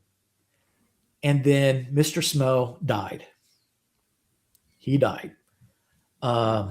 His brother, I didn't even know he had a brother, but his brother calls me up and says, his real name, my brother passed away. And and he has a few boxes in his room. And if you want them, you could have them. Because nobody really knew this guy. He was a loner, right? He didn't have anybody else. He had his brother, and his brother wanted to get rid of his shit, basically. Yeah. Well, his brother even asked me if I wanted to claim his body. Holy shit! You want? And I says, no, I can't. I didn't even know him. I just let's gather this in. So you're an investigative reporter. You're doing this report on this whole Candleface thing. As you're going through your investigation, you come across this person, Mr. Smo, who reached out to you to kind of get you there to tell a story. And now you're being asked to take his body and his belongings, basically. That's what's happening. He reached out to me, though. It was like 16 years ago. And then I reached out to him this time. But I said, no, I can't. I know what he was trying to do. He wanted me to pay for the funeral. Because when you claim the body, you're saying, I'll pay for things. Right. And I was like, no, I'm sorry, I can't do it. But I ended up getting 3 boxes of a bunch of receipts and sticky notes with weird one-liner notes. I mean, just random stuff. He had a map, an old, I think it was like 1980, early 1980s Austin map with, you had to look really hard, but there's like little pencil marks all throughout, maybe a few hundred little pencil marks. And I don't know what those little marks are because I've been away from Austin for 30 years. I know what they are. Well, a buddy of mine was like, I think those are potential like murder scenes or missing persons. And then I did some research and I says, yeah, I think they are. So I ended up giving all of that stuff, the maps, and there was a jar of something, some kind of powder, but it ended up being gunpowder. It was about this much. And a bunch of other knickknacks, but I gave the maps to an attorney. The attorney finds out those were mysterious murder scenes. And so he then turns it into law enforcement. Law enforcement wouldn't tell me everything, won't tell me anything, but told the attorney that those are actual murder scenes. And so they are looking deeper into, did Mr. Smo have anything to do with it? Was he the one that was doing it? So I don't have any access to any of that stuff anymore, other than those receipts. What did I tell you Mr. Smo was? I don't remember. Serial killer. Mr. Smo was a serial killer. Potentially, yeah. Yeah, well, okay. Allegedly. Yeah. How's that? Allegedly, potentially, possibly. Is that good? Are we legal now? Yeah. Mr. Smo, everything you told me that day and when I was listening to, when I was failing, I'm like, okay, this guy, the reason why something of that, all right, I'll tell you what. I think Candleface is a demon. That's all I'm going to say. I think she attached to the murderer. The murderer brought it to the prostitutes. I mean, why wouldn't he go somewhere else? He had to go find the fallen. That's why ones that would fall for this stuff. So that's the way I feel the story's rolling. This is true shit, man. You know, it's funny because when you were telling me this stuff, I physically was visualizing you walking around like writing your book. As an author, that's what I figured. I'm going to go to the next stop. Okay, I'm going to go to the police station. That's what I figured. Those are the questions I was going to ask the audience, but I just blurted it out. What do you guys think? Do you think Candleface was a demon? And do you think Mr. Schmo was a serial killer? And I thought that before you get to the next part, because the next part, the boxes, absolutely effed up. And do you have that special book that go with the boxes that you created, by the way? Yeah. Not right now. Not right now. Do you have it right there? Yeah. Okay. Okay. That's going to blow your minds. So I want to know what the audience thinks as far as what I just said there. And I want you to, if you don't mind, to go on to the boxes. And because that connection there is just wild. Yeah.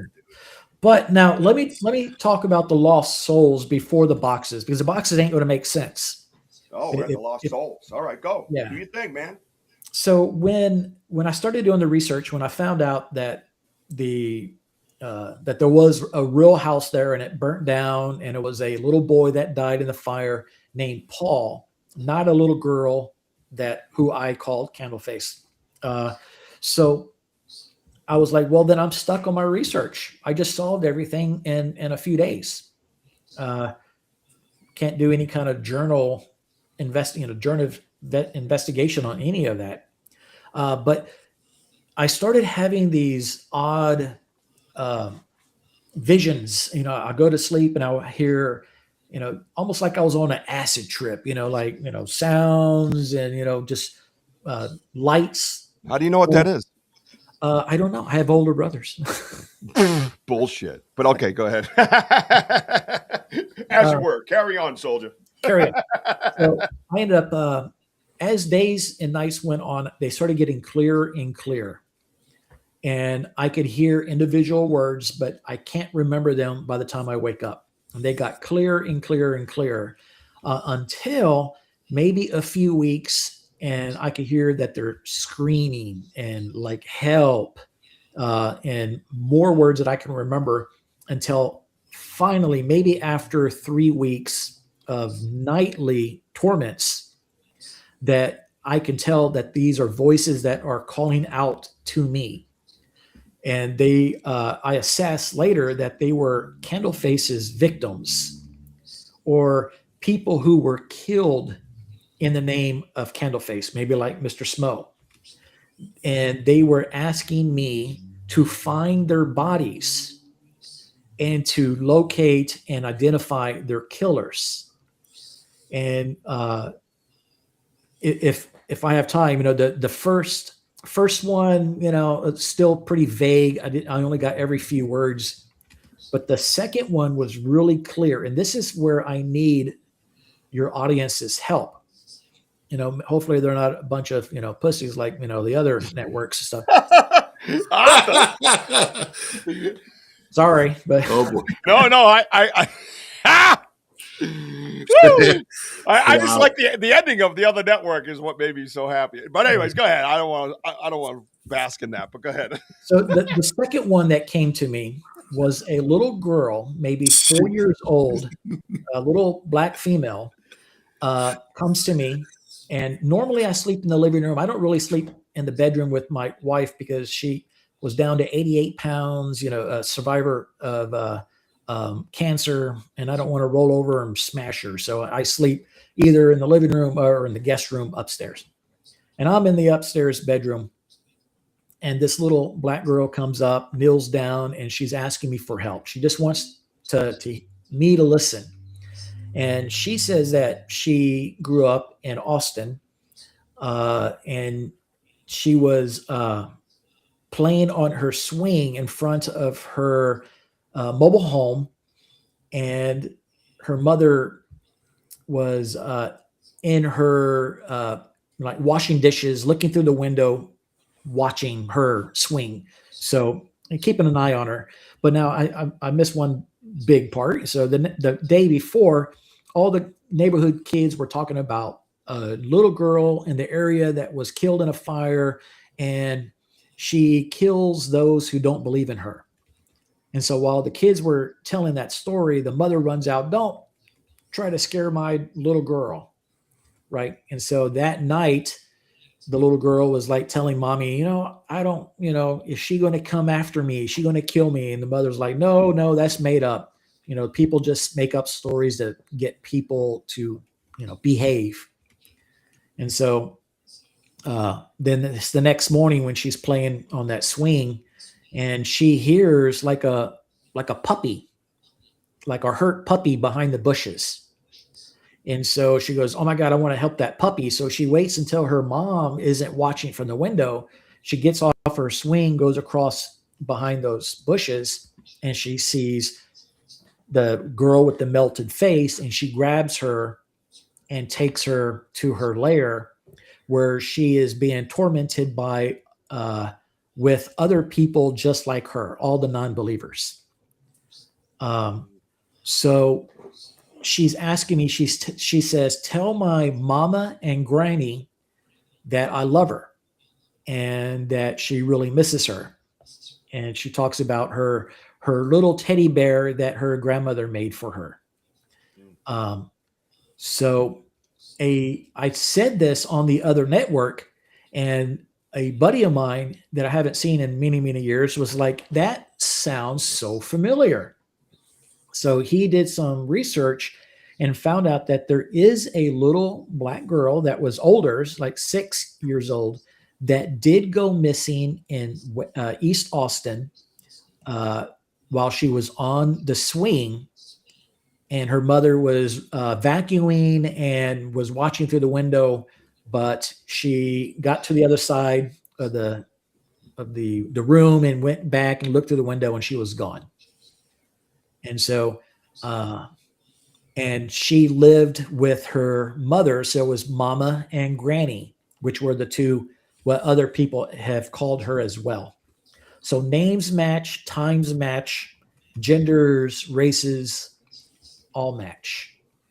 And I do have, if you go to the website, it shows pictures and who we think that child is. So out of 45 that have actually came to me, depending on how you count, it could be 49. Sometimes they came in pairs. I didn't really count them as pairs, but I think me and my readers and the viewers have identified up to eight different people. 8 victims, but victims, but no murderers. I believe I know who at least 2 of those murderers are. And you pass this information into the police department yet at this time? Or are you waiting? I have, and they have not responded.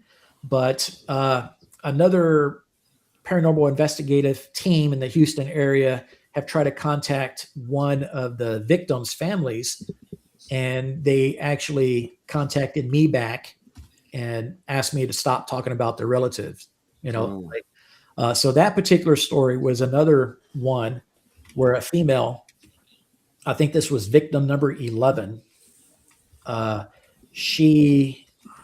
When she comes to me, or when she came to me, she said that she was very, very young, but of age, I think 18 years old. But she had she's white, and she had a black boyfriend that was 29. And her family did not like the idea of having a older black boyfriend.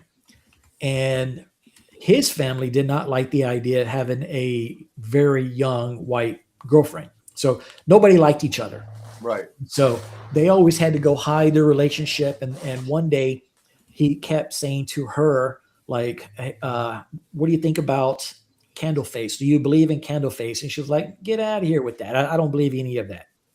And so after trying to convince her that she's real and she will, Candleface would help her pain go away, they decided to hide and at the hotel they always go to. And so he's acting a little fishy. He says, hey, some friends are coming over, and 2 other friends came over, and she's getting really freaked out. She goes, well, I'm going home. And they jumped her, injected her with something, and she passes out. And then she wakes up in a small little shed out in the woods somewhere. You gotta stop talking. Every time you bring up a hot spot, he gets kicked. That's never happened here, by the way. Yeah. I get kicked, but he hasn't. No. Go ahead. I'm sorry. I didn't mean to interrupt. So so she talks about just being repeatedly raped throughout the days. People will line up all throughout the outside, just all taking turns. And then at the very end, she tells Candleface shows up, and she's there watching the whole thing while she's there. Candleface also participates, and then she tells the boyfriend to come back in, and then the boyfriend then stabs and kills her. And then that she tells me, if you can find the shed north of Austin, her body would be a few feet on the west side of that shed. So another listener from the other network was like, hey, that sounds familiar. And he says, that sounds like a case back in the early 90s, I believe, or late 80s, of a female that was had a 29-year-old boyfriend, and she was 18. And the last place that they saw her was in a hotel, and she disappeared under very similar circumstances. One more example. There was a couple. It was two people that came to me. It was a black male, black female, holding hands, came to me through my little sunroom to the back of the house, and they said that they lived in Houston, and the male was from Austin, and he was going to Austin to visit his childhood friend. And he was taking his girlfriend with him. And so they went to Austin. They're hanging out in the like downtown 6th Street, the party street.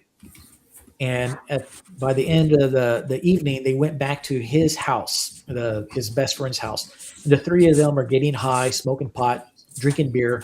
And he kept saying, hey, what do you think about Candleface? And the Candleface, what is that? Making fun of him for believing in a ghost. They just kept, making fun of him. And so he gets pissed off, and he leaves out of his own house.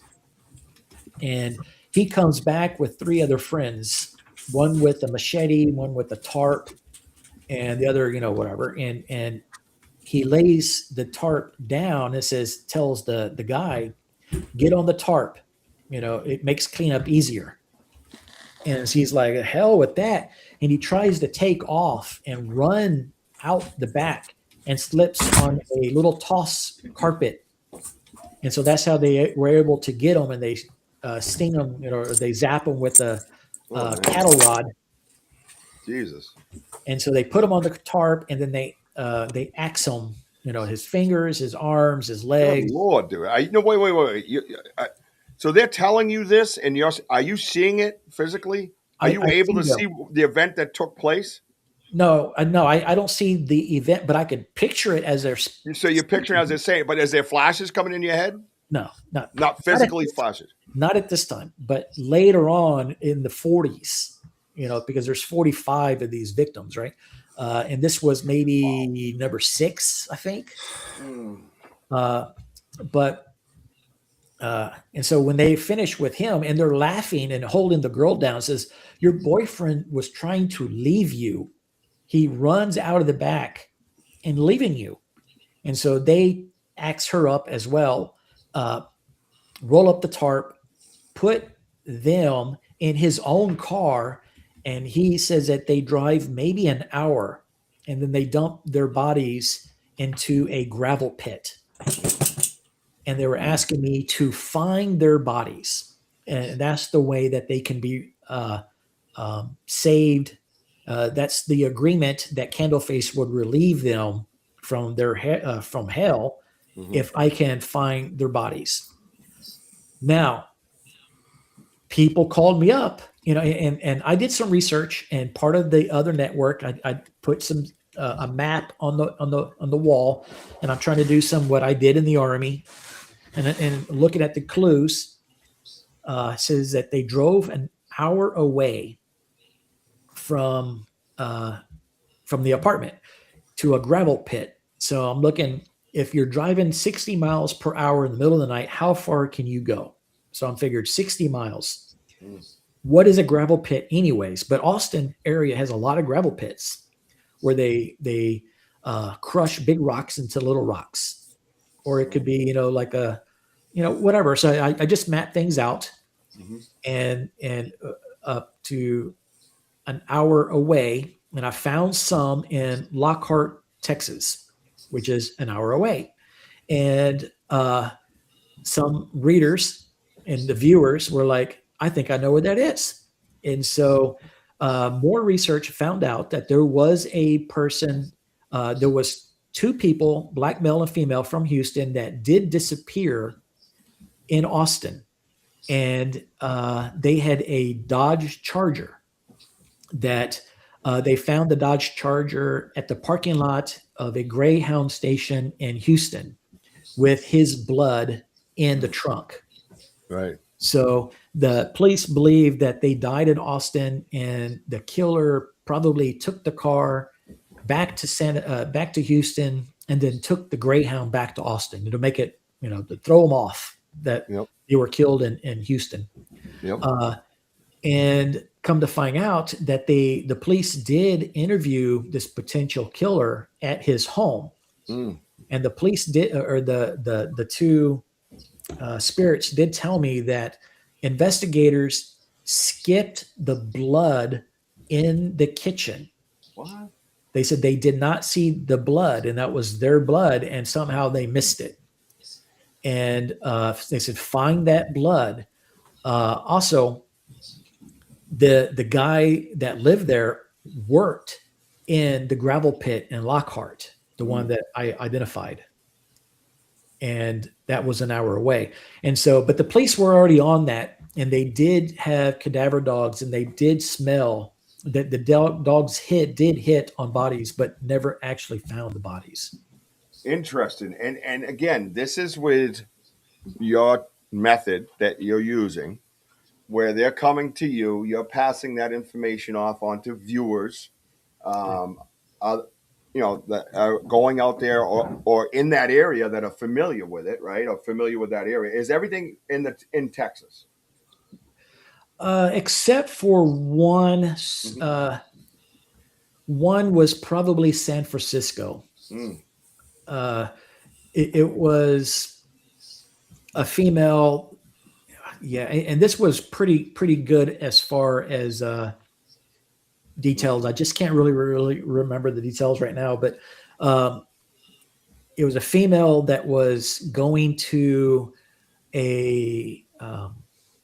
to the post office to mail some letters to a pen pal in San Francisco.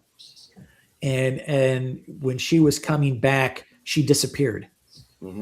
And of course, that was I found out that this was a real case, and it was a female that was going to the post office, and nobody knows why did she go to the post office, but it was later on in the divisions is she had a pen pal, and she was trying to send the letters, and the pen pal was sending letters to the Austin friend saying, hey, I heard about Candleface. Send me information about Candleface. And she was like just making stuff up about Candleface. Oh, she's an evil ghost, and just making stories up. And so Candleface did not like that. And so she killed her for making up stories, and then also killed the friend as well.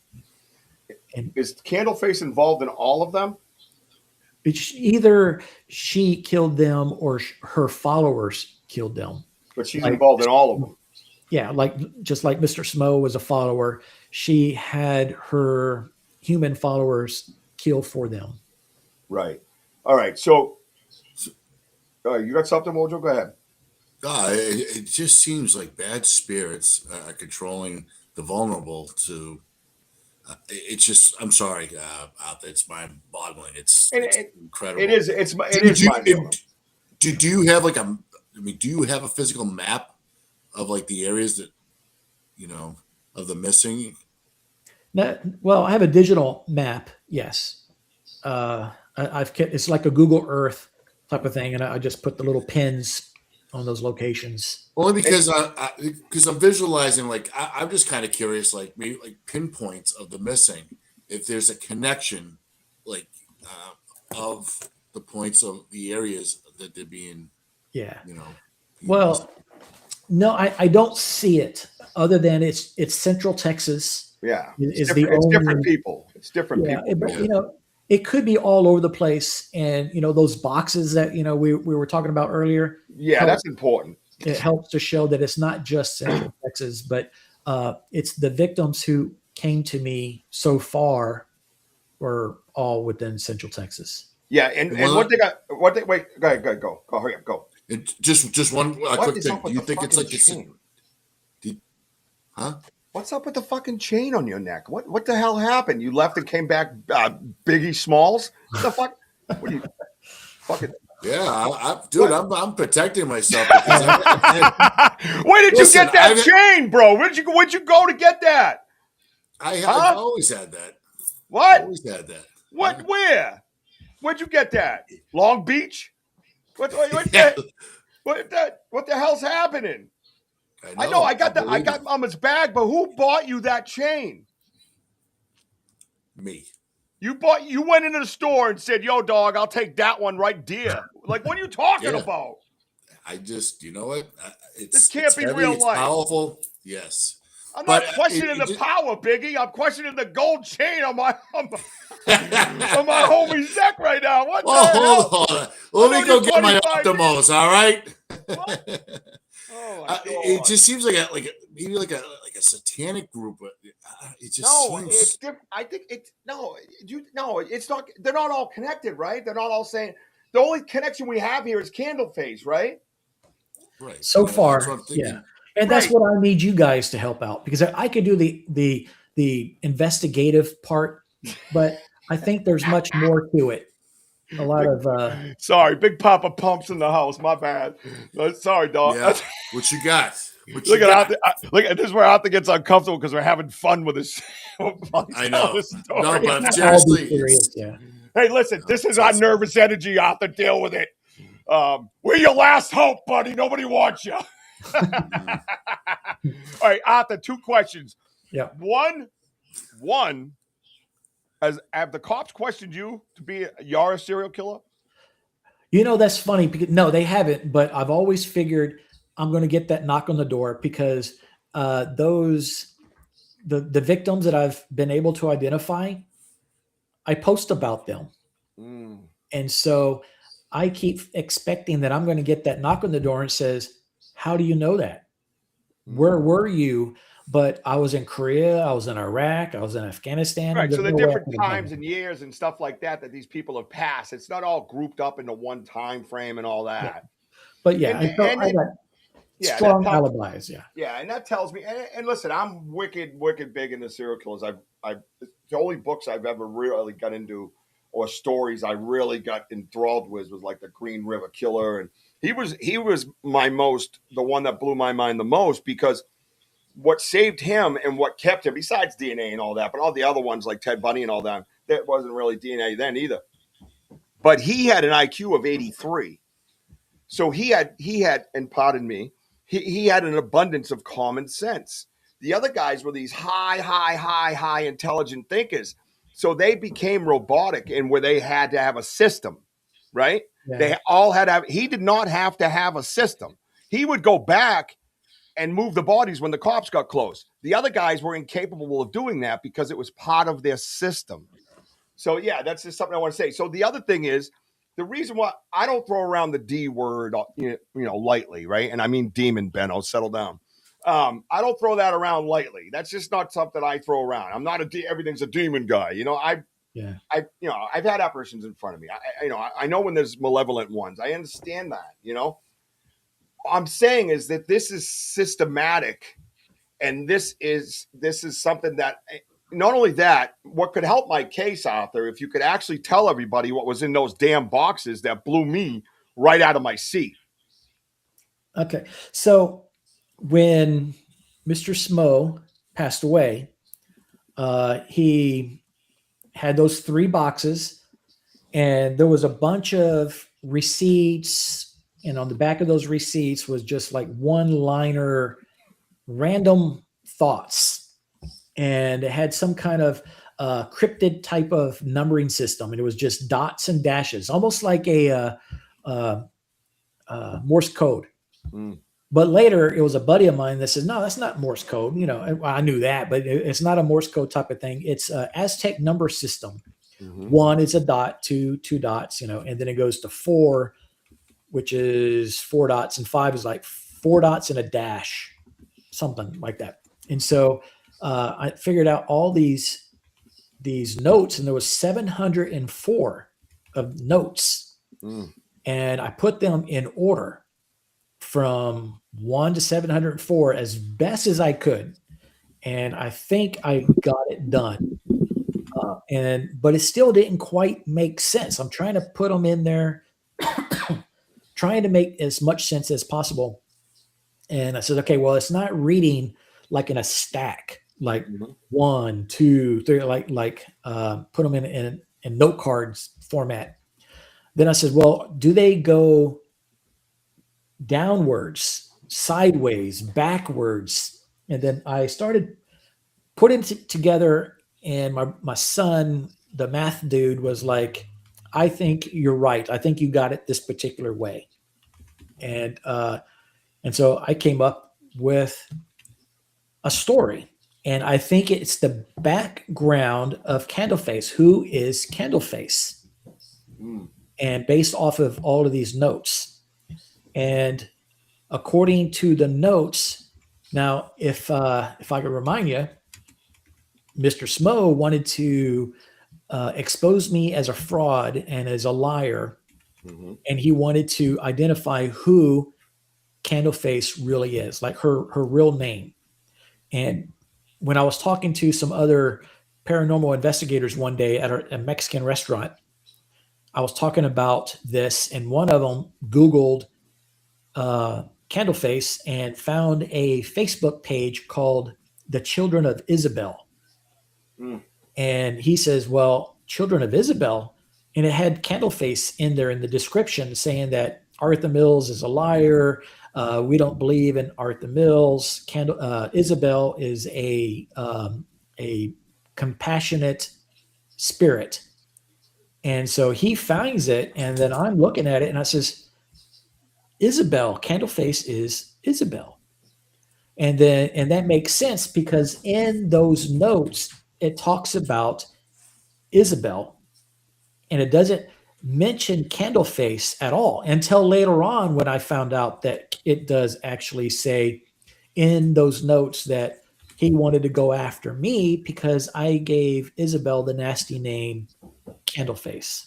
And can I ask you, because you didn't add it this time, when you open the boxes, right? Weren't they stored away in a very strange way? No, not. You're thinking of something else, but these 3 boxes were just in his bedroom, I suppose. You just said, oh, the attic. It was wasn't there something in the attic? Yeah, there's other boxes in the attic, but these boxes were with these notes were there, and I'll show you. Who rolled them up though and tied them? Those were already rolled up. Yeah, that's what I'm saying. Weren't they rolled up? Right. These were rolled up and like kind of tied, right? Rolls, yeah. But that you're getting way ahead. Oh, am I all the way down there? I thought it was at this part. No, not yet. No, because I found, so there's boxes in the bedroom, and then there were boxes in the attic. Yeah, the attic. I remember you were looking through them because you went back and got more. Yeah, okay, because sorry, the brother calls me and says, hey, there's other boxes in the attic. If you want them, come and get them. If not, I'm trashing them. Yeah. And there now you're like, yeah, I'm on my way. Where's the body? Yeah. But when I put those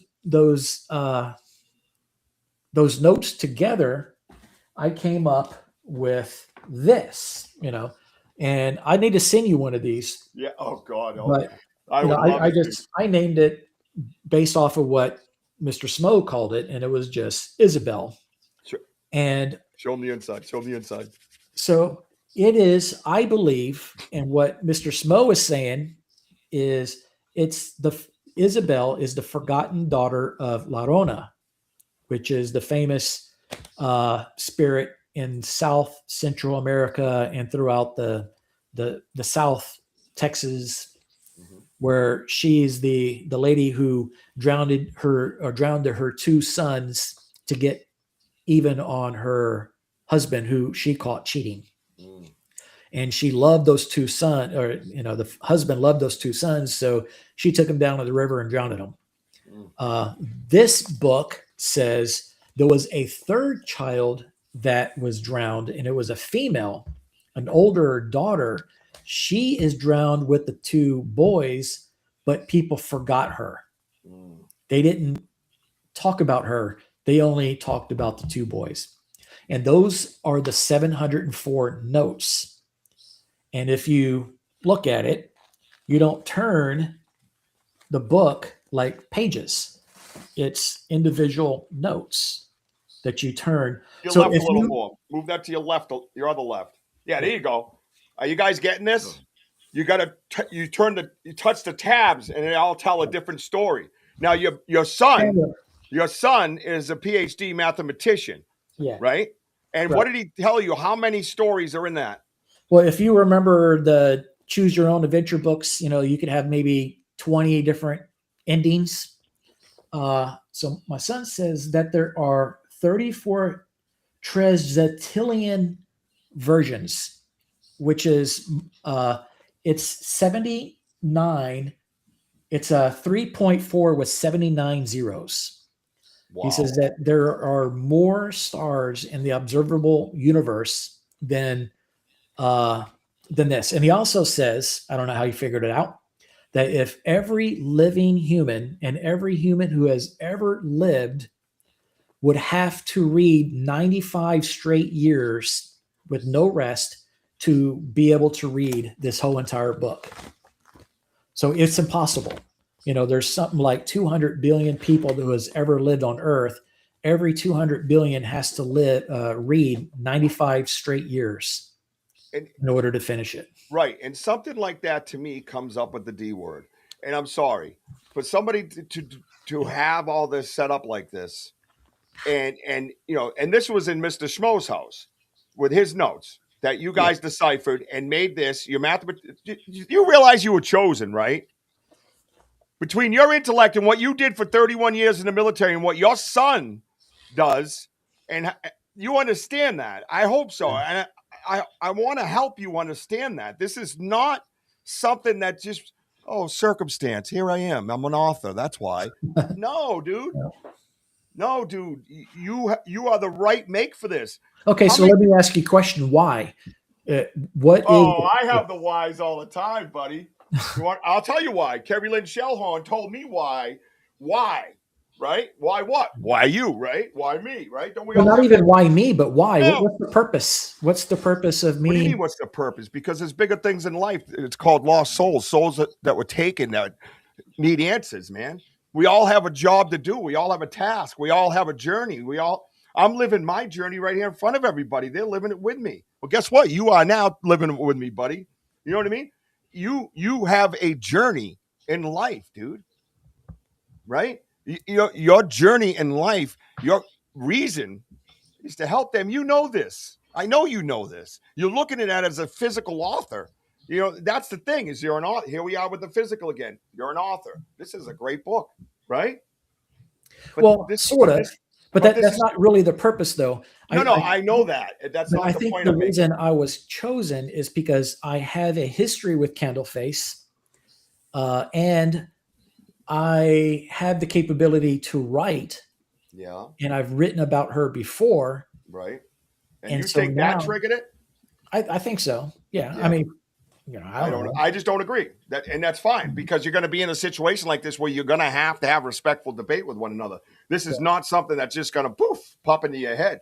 Well, I'm not here to have a bunch of mini-me's, so it would be cool to, I'm okay with disintent. Yeah, no, I think it's good. I think it's healthy. I think there's something like this where you have that conversation and say, hey man, you're chosen for this path. This is a path. This is not, you're picked because, like, I picked Wojo as my co-host. I rattled my brain forever. Suddenly I wanted to give up half of my creation. I wanted to rip it out of my body that I created, that I loved, that I had passion for, that I used as therapy for the death of my son, and give it to somebody else, bro. Right? Why did I do that? You know when I found out why I did that? About 3 months ago when we were standing in the woods and there was biblical reasons why I was looking at what I was looking at. I ain't been to church a damn day in my life. Who's at church? Who's in church all the time? Wojo. That's why he was chosen as my co-host long before that moment. Do you understand what I'm saying, you brother?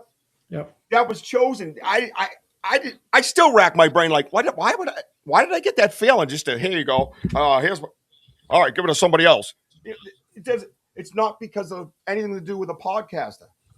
Nothing even to do with the research. It's to do with your life's journey, your path that you were chosen for, bro. And we got to try to get you out of that physical because you're a gifted dude. You have crazy gifts. And what makes a church is people. I mean, the church just doesn't mean a physical form of No, but history. History of the Bible. Right. History of religion. And what were we doing? We were studying this stuff. It was coming up. Was it not coming up roses every time we read something or researched something? And it had to do with the biblical. I didn't know anything about that. You're the one who brought it to me. I wouldn't have that moment. My son is out there. I know my son's out there because of that moment we had that night. Me, you, and Andy. We know that. That's a resting spot in the journey. Okay, it's kind of like when you play a game, this long game, Zelda or something, right? You got to get that save spot where it saves it for you, or you lose all your information, right? So once you get to that checkpoint, you get to say that was a checkpoint for me, and I know that now, and it has nothing to do with being, a medium or a researcher or any. It has to do with something way more divine than myself. And I think that's where you got to kind of twist your way out of, because it's such a remarkable, crazy feeling, man. And I like what Kurt says. It sounds like a continuation from a past life. There was things that were happening in your past life that brought you to this point. You guys, you have the resources around you, like your son, for instance, with that book. I don't know. Do we call that a book? What do we call that? I call it a book. I don't know. That is you. You put that together, right? Yeah, I physically put it together, but it was written by Mr. Smo. Mr. Smo, a guy who's an 80-year-old nothing, never achieved nothing in his life and died by himself in a bedroom somewhere that his brother wanted to give to the body because they couldn't afford to get rid of. Has all that information? Come on, man. That is systematic demon absolute. That's what they do. That's what they do. So, but the main thing here is you find the cause, you find the victims, you find who killed them, and basically you get rid of Candleface is done, and she knows it. She knows it. And did he tell you her name when you asked Mr. Schmo what was her real name? What did he say? Oh no, I never asked. It didn't even occur to me. But until he said that he wants to get on the other network and expose me as a liar, and then he wanted to identify who Candleface is, but we never got to it because he ended up dying before that. So he was never able. But it was the other paranormal investigator. He ended up dying because he was going to reveal her name. You can't reveal a demon's name. It's just classic it's textbook. Yep. It really is. Not to mention that when you go up in the attic, I'll tell everybody because we're prolonging that shit. He found like crazy ass scrolls upstairs. This guy wrote down story. He knew everything about every person on that map that you checkmarked, correct? Yeah, but now that map was just Austin, but there was 3,455 of these scrolls, and I call them scrolls, but there was. Here, let me show you one. Watch this. You tell me Mr. Schmo, a complete junk bag with nothing in his life, Really, I've been there. I know there was nothing. You don't learn things like this when you're living that lifestyle. You just don't. You just don't. This is what he had. Look at this. What the hell? Oh, he's got that gimbal. I'm gonna have to hold it. Now, this is computer printed, so he printed this on this paper. Look at it. It looks like parchment paper. Yeah. Yeah. Well, demons live for thousands of years, so hey, there you go. There's some old parchment paper. I don't know. I'm just crazy. He did it for cinematography, I'm sure. Yeah. Well, he was a very creative fella. Yeah, and the printer was up there too, and it had all the dust. This paper is very dusty. And I even put a little QR code thing on there so I can keep track of each person. He has a QR code library. No, I put the QR code on there. I know you did, bro. You're unbelievable, man. Now tell me, no, don't you put that down. If I'm gonna run overtime, you're gonna give me a little synopsis of what's on that piece of paper right there. Just read it out. Don't say nothing to nobody. Just read it. Because that's what you did to me. All right, so you want me to read the whole thing? No, just a paragraph. Okay, the first paragraph says, "My name is Crystal." Now remember, I didn't, this is what I found, just like this, right? "My name is Crystal. I worked the corners of North Austin, downtown too. People knew me, asked me by name. I took no crap from anyone. If you hit me, I hit back. He was a regular at first, quiet, paid well, said he wanted to save me, said I was different, said he wanted me to be his wife. I heard that before and it never ends well. He started talking about her, Candleface, said that he was one of her disciples, that it was his job to bring her the non-believers, said if I didn't believe, she'll deal with me personally. I laughed in his face. He didn't laugh back." And then it goes on from there. Right. He knows everything about them, where they go, what their lives are, all kinds of things. Because Mr. Schmo, not only is he a brilliant man, an amazing man with plenty of accolades, apparently he's Nostradamus too. Yeah. I guess. Sorry, man. I'm not getting off it. You know what I mean? That's where my angle is. That's where it will take me. I'm going to sage my studio every night we talk right afterwards. Sorry, I'm going to. And nothing towards you. You don't smell or anything. Wojo might. But we're going to, something like that. I get passionate about it. You can feel my I'm like, well, let's go. You know what I mean? Like this, this is something that how long has this been going on in your life, bro? Once I started doing the research just a year, 2.5 years ago. So 2.5 years you've been going hardcore with this. And 2.5 years ago, the apparition showed up in your sleep. Is that what you're saying? Or have they been around longer? I'm going to bet longer, but go ahead. You say it. No, I would say 2.5 years. But of course, Candleface, that was when I was a child. And that stopped by 6th grade. And I thought everything was done. You remember your dreams, Arthur? What's that? You remember your dreams? Not so much anymore. But now that I'm older. You used to remember them, right? Oh, I remember. Yeah. But now, vividly. I get older, it's a little harder. What were you getting at, Rich? He has dreams that he's had his whole life that he knows and that he remembers vividly in color, in detail, left, right, up, down, all that little intricate details. And now they're clogged up because this is consuming him. And that's the bottom line. So have you ever talked to Dee at all? He's had these dreams about people before. Guaranteed. No, I haven't talked to him. No, or her. You have Dee Jabril. She's Jabril. Yeah, you know her. Dreams interpretation. Yeah. Sweetheart. Okay, absolute sweetheart. Yeah, she's one of the ones that I asked many times, and well, she was probably under someone's spell. But anyways, we'll talk about that later. We can handle that. We have connections around here. But the other thing is too is that we have good friends around here that mediums and things like that we can talk to. To me. I see you as somebody, and I truly believe that you've had plenty of dreams that you just you chalked up as dreams, and they weren't dreams. You know what I mean? And now that you're here and you did get into, as an author doing a book, right? It starts triggering things, right?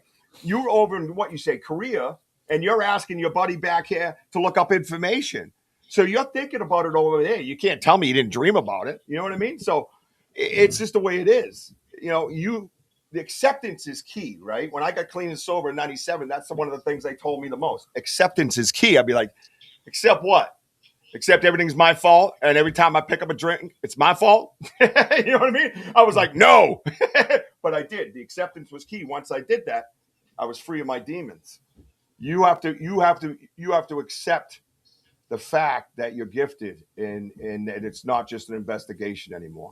Well, if I am gifted, it actually helped when I was doing missing persons and human trafficking investigations for 9 years. I did a lot of them, and I was very successful. I found a lot. Wow, that's weird. Wow, that's so weird. How did they choose? How did you get here, Arthur? What did you just say? Could you say that out loud again for the audience? You did what for a living? Human trafficking and missing persons investigation. All right, I'm done. Yeah.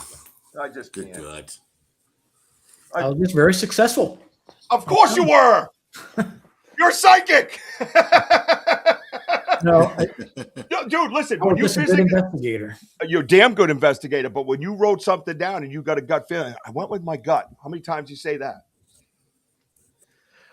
Yeah. No. Answer the question fairly. Don't try to deter because of the point I'm trying to make. How many times said that? No. Never to yourself, not once. No. Stop. I ain't buying it.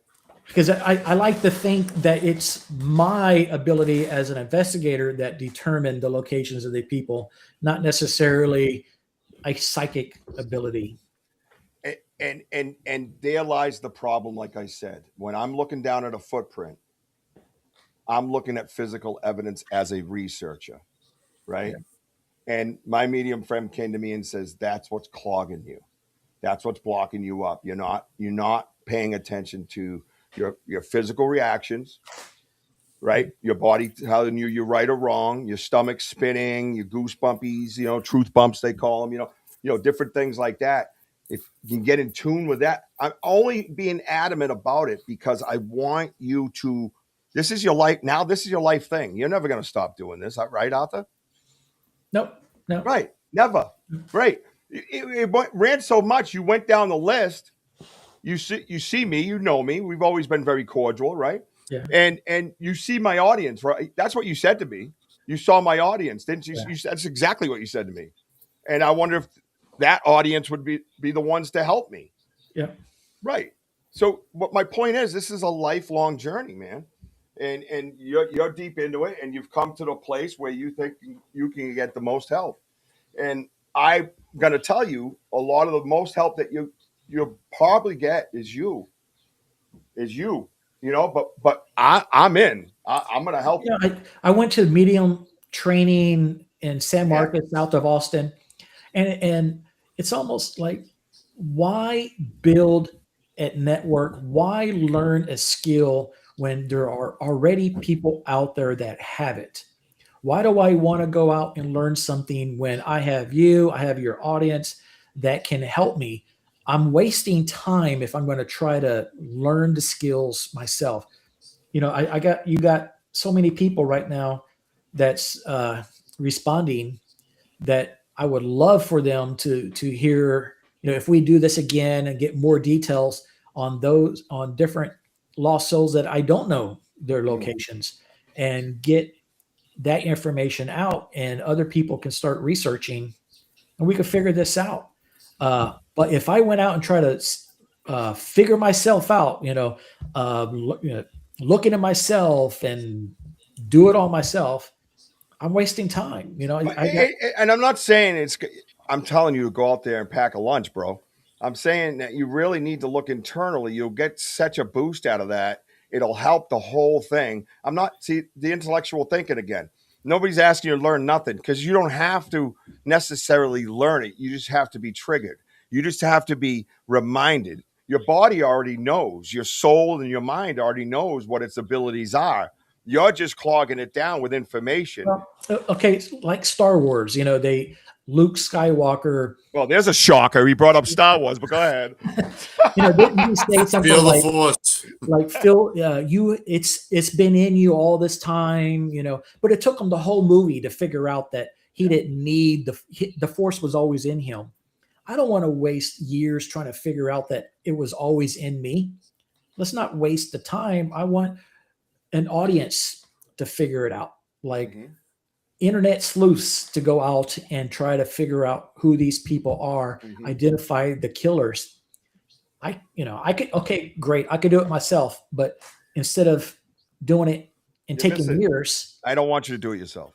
Yeah. Don't say that, because that's not what I meant. What I meant was you're your biggest tool right now. You have so much ability. It could how about this? I'm not a high intellect. Sorry. I used to be more of like a chain wearer. I'm just kidding. What up, Biggie? Hey, listen, this thing kicked out twice. That's what scared me. I'm like, all right. No, I don't blame you. I haven't been kicked out since, so I'd put it back on. Ever. I'd put it back on. But I just think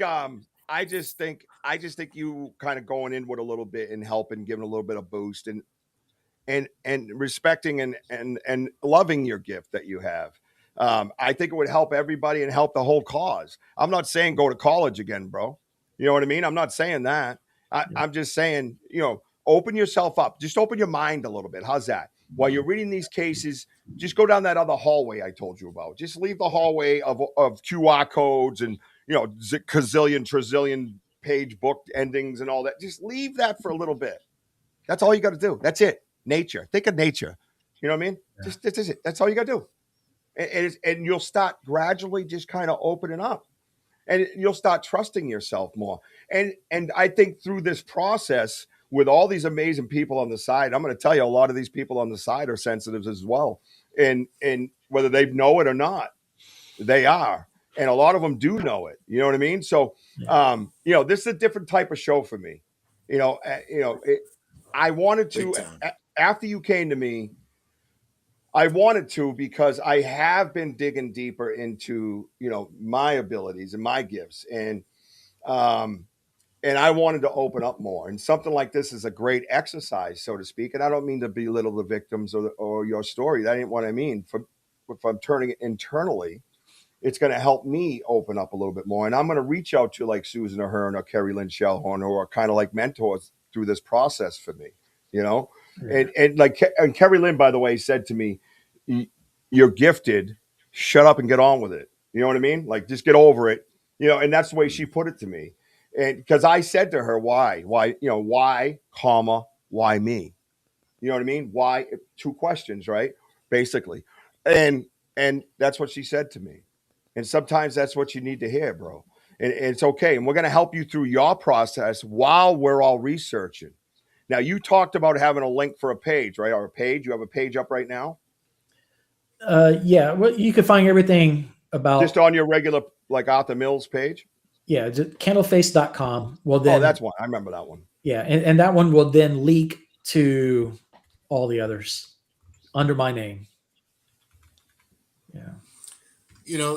Arthur, it's like our research. Okay. Good Lord, Arthur! Give me a warning. Well, watch out for Candleface. Christ! Oh God! Sorry, Wardle. Just all you can say is slow your mind down, keep it simple. And it's like our research out there. When we're out in the woods, we're trying to process the lights that we're seeing and things like that. The things that we're hearing in the woods. It's the process that we have to just slow it down and take little pieces at a time. Because now, we have our audience that we do our lives, and now they're part of the research. And all we can do is just take things slow and have the critical thinkers right there with you. And like I said, it's going to come. It's just patience, and it's going to take a lot of it. It's just that we have to slow ourselves down a little bit and work your way through. Sam, if you're still out there, can you grab me that link? I am going to type it in to Messenger. So this is what we're going to do. All right. We have a good foundation of the story. We have a good foundation of your goal. Is there anything else you want to add before I kind of do a wrap and explain to people where we're going to go next? No, that's about it. I think we covered it. You feel good with that? Yeah. You don't mind. You like my audience, but you're not so fond of me. Is that what you're saying? No, I like the audience. I like the more serious nature. Yeah. Well, no, we are. It's just it's always good. I'm dead serious. I mean, I wasn't doing this for a gimmick. It's just that I got kicked out twice while you were talking about Candleface. Twice. Right. So candleface.com. To me, it's a sign. Yeah. So candleface.com. You said believe it has an email. It says contact me on there, right? Right. What? Branch and Plot Books? What the hell's that? Well, that's before Candleface even came up. The books that I wrote prior was under Branch and Plot Books. Oh yeah, no. We're going to show plenty of his books coming up. Don't worry about that. We're going to have some. I'm going to have some on my sites too. By the way, on my my Facebook and all my socials too. Arthur, my TikTok. I'll have them all up there so people can see your links and stuff. We're going to start a little partnership. I think if you seem all in.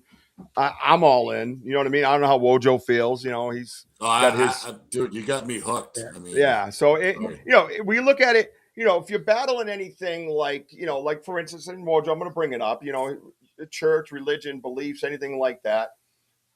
It's an investigation for humans, right? And you could just leave it at that. And like Arthur says, he's an investigator and a damn good one, right? Look at all the places he worked, military, intelligence, all that stuff. Yeah. Absolutely brilliant human. And I loved sitting with you, talking with you that day. Remember, we got on for a few minutes. I think it ended up being quite more than a few minutes. Oh, yeah. It was like 2.5 hours. Dude, I just love, because I love picking the brains. And I just love going, wait, what? It was just an amazing conversation. Well, I talked 2 minutes and you talked like 2.5 hours. And the bad thing about, right. And the bad thing about it is, be like, he's lying, guys. No one's buying my shit. Oh, I was so intrigued by it, and I already knew some of the story out there. I already watched some of your stuff and looked into you before, but I hadn't thought about it in a long time. And then when you came back in and really, really kind of went towards my audience, I thought that was so respectful. And I know these guys and ladies and guys. And Wojo, is this not right up their alley? Like, think about this. Yeah. Like, Sam, you think that's Richie? I mean, I'm just looking at all of them. I mean, they are so intrigued. I mean, you even got Tim Vogel, got his mind blown. He did ask, I think, about the first time with Candleface. He asked if she was on all fours or upright or something. Yeah. When you saw her. She climbed up. She was on all fours. She was on all fours. Yeah. Trying to climb up the tree to stand herself up, right? Yeah. All right. So, Brandy, you're in. So, listen, when you guys go over and contact Arthur, do me a favor in the subject, if it's an email. I think, do you have a messenger for this, though? A messenger? Like Facebook. Not a little. Yeah, there's a Facebook page. Candleface.com or the Facebook, and then look for Candleface. All right. I think I'm already on that, actually. So let me just punch, because I just want to kind of get the synopsis out. I'm going to explain to everybody what's happening, and then I'm going to go put children to bed so I can be an adult for a little while. Yeah. Which I'm not an adult, so don't worry. But, there's one more thing I want to bring up that I bring up anything you want. Go ahead. Yeah. So in Austin, they have a potential serial killer that has dumped, I think, 22 or so bodies in Lady Bird Lake. Which is a lake that goes through Austin, Texas.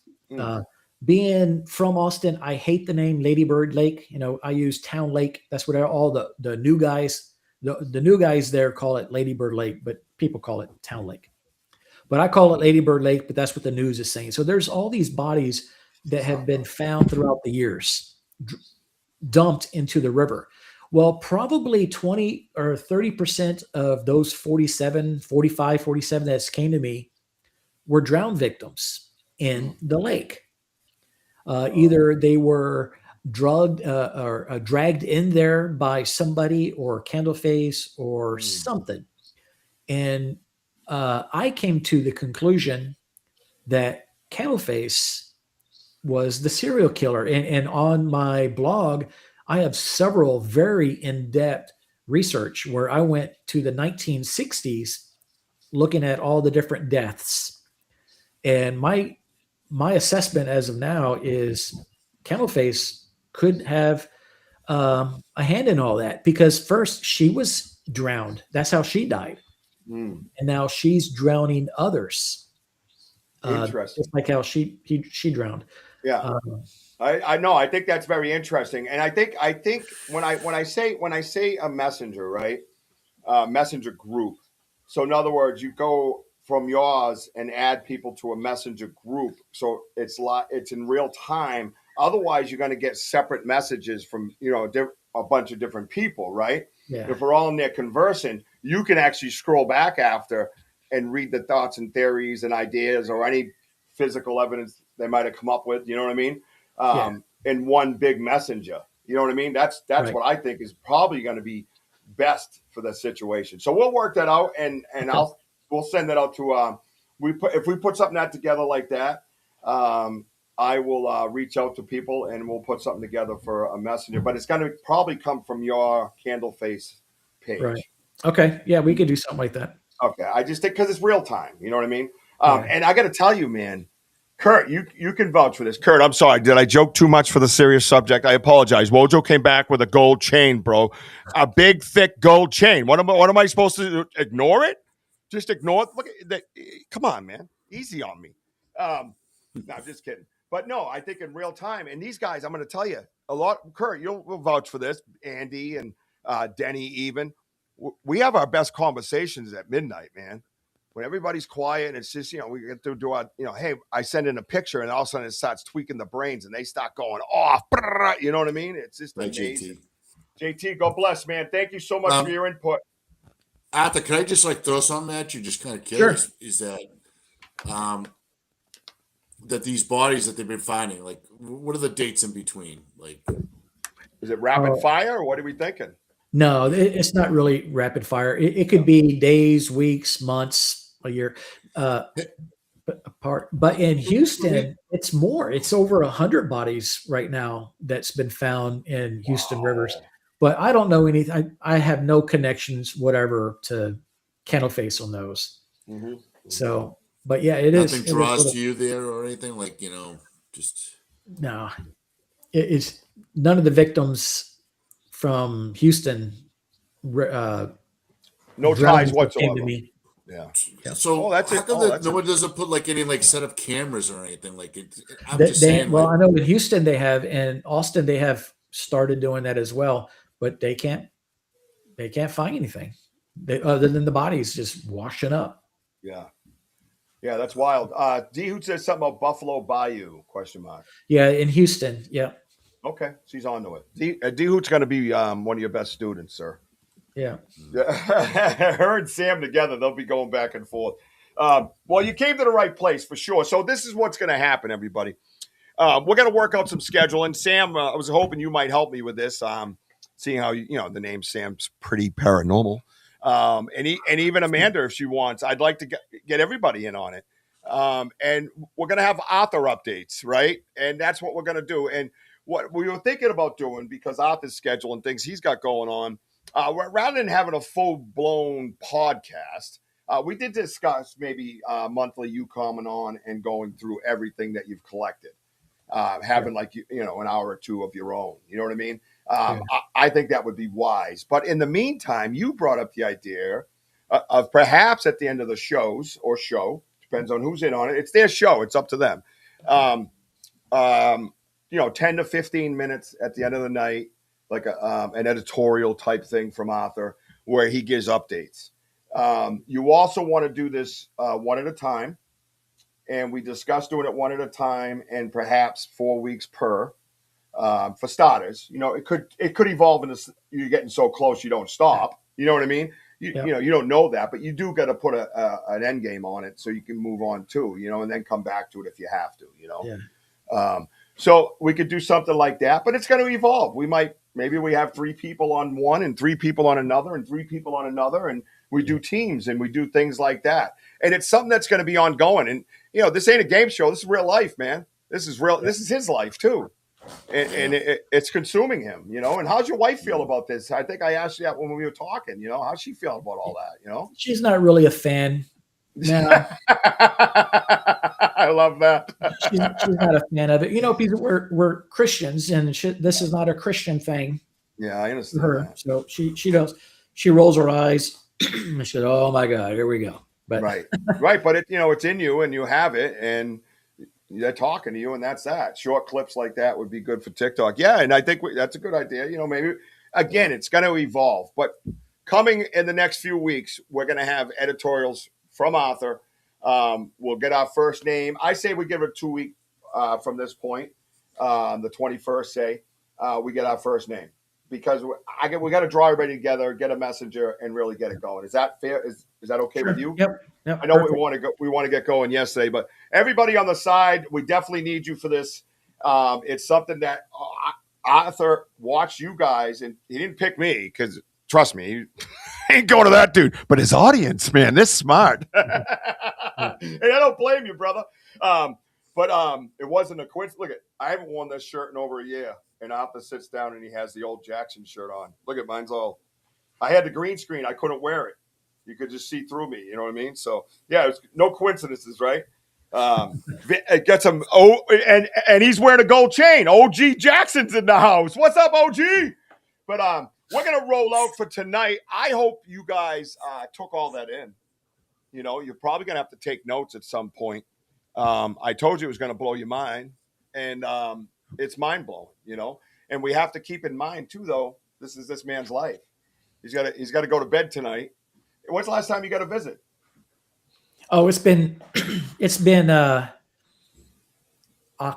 maybe October, which is a whole new thing. When I start talking about the fugitives, the lost souls who came to me hiding, and now I got these 31 that have been hiding, and I got them in scrolls.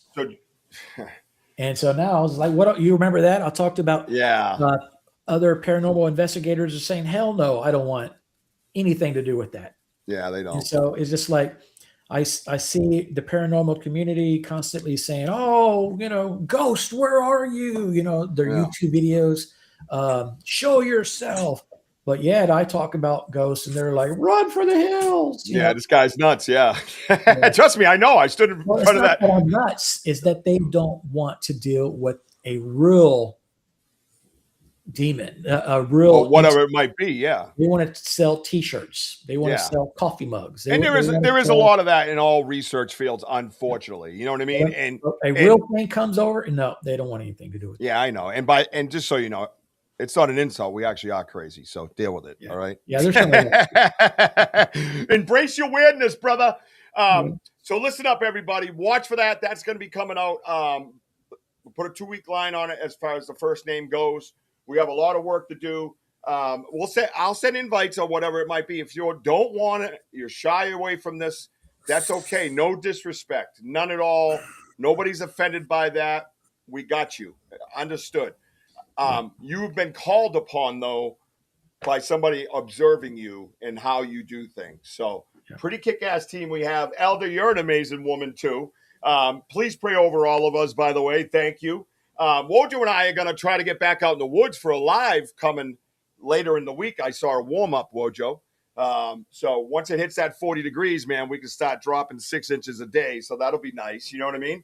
I hope so. Got to get back out to that chair and see our friends. Absolutely amazing stuff, Arthur. Thank you for sharing this very personal story with all of us. And we will all take it very seriously, and we'll get to work very, very soon. So other than that, everybody be safe tonight. Say a prayer, right? Get a little bit of sage going on, a little bit of holy water, whatever your thing is, right? Whatever they do over in Australia, let me know. And we'll be back next week. I just want next week, after this very busy week, I kind of going to slow it down a little bit. And next week, I want to go into some of the things that Wojo and I have that we haven't really shared from the most recent investigations. Because there's more stuff in your phone that we haven't really talked about. I know that because I remember it because I was watching the live. And there's more stuff in the live that can be clipped too. I think we got to get geared up and really get back into our research. So from this winter weather. So Arthur, you're going to hang around while we say goodbye because that's just how I do it. I do it here. You can wave, you can get up, move around, and make your camera do fun things. But I want to thank everybody for being here. As you know, follow me on TikTok, Instagram, Facebook, and of course YouTube. Hit that notify button. I told you I was going to bring you something, right? And if you combine the last 3 nights, brought you a lot. So get those minds working for me. We're going to talk very, very soon. Tuesday night is the home of the boom. Who's on your show, Wojo? We have the man, the myth, the legend, Mike Nation. Mike Ohio, Nation will Eastern be. Ohio. That's amazing. Mike Nation will be Wojo's guest on the home of the boom. Amanda Lombardo is 8 to 9 on Wednesday night. Phantom Navigator. And, of course, our lovely producer, the amazing, the best ever, Sam from Sam's Pretty Paranormal Podcast. Friday night at 9 o'clock. I believe she's returning live. Hopefully she's feeling better. I want to thank Coley and SNX Radio for your representation. Maya, thank you. Welcome to the family. That's amazing. Welcome to the family.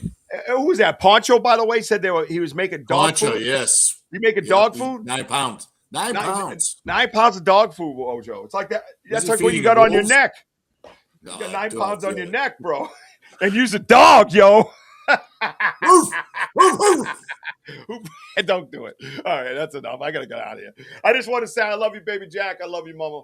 I see you, Ella. Everybody keep climbing, man. Wojo, get us out of here because that's what you do. All right. Well, thank you all for being on here. And to the victims, seriously, to the victims' prayers. And yes, we are home of the boom. Let's go. Hey, you know what I did? I just looked at the date, dude, and I realized Gene Tewksbury's show is premiering next Sunday night. I was like, I thought it's still the 1st of February. Gene Tewksbury, are you ready? What the hell? Are you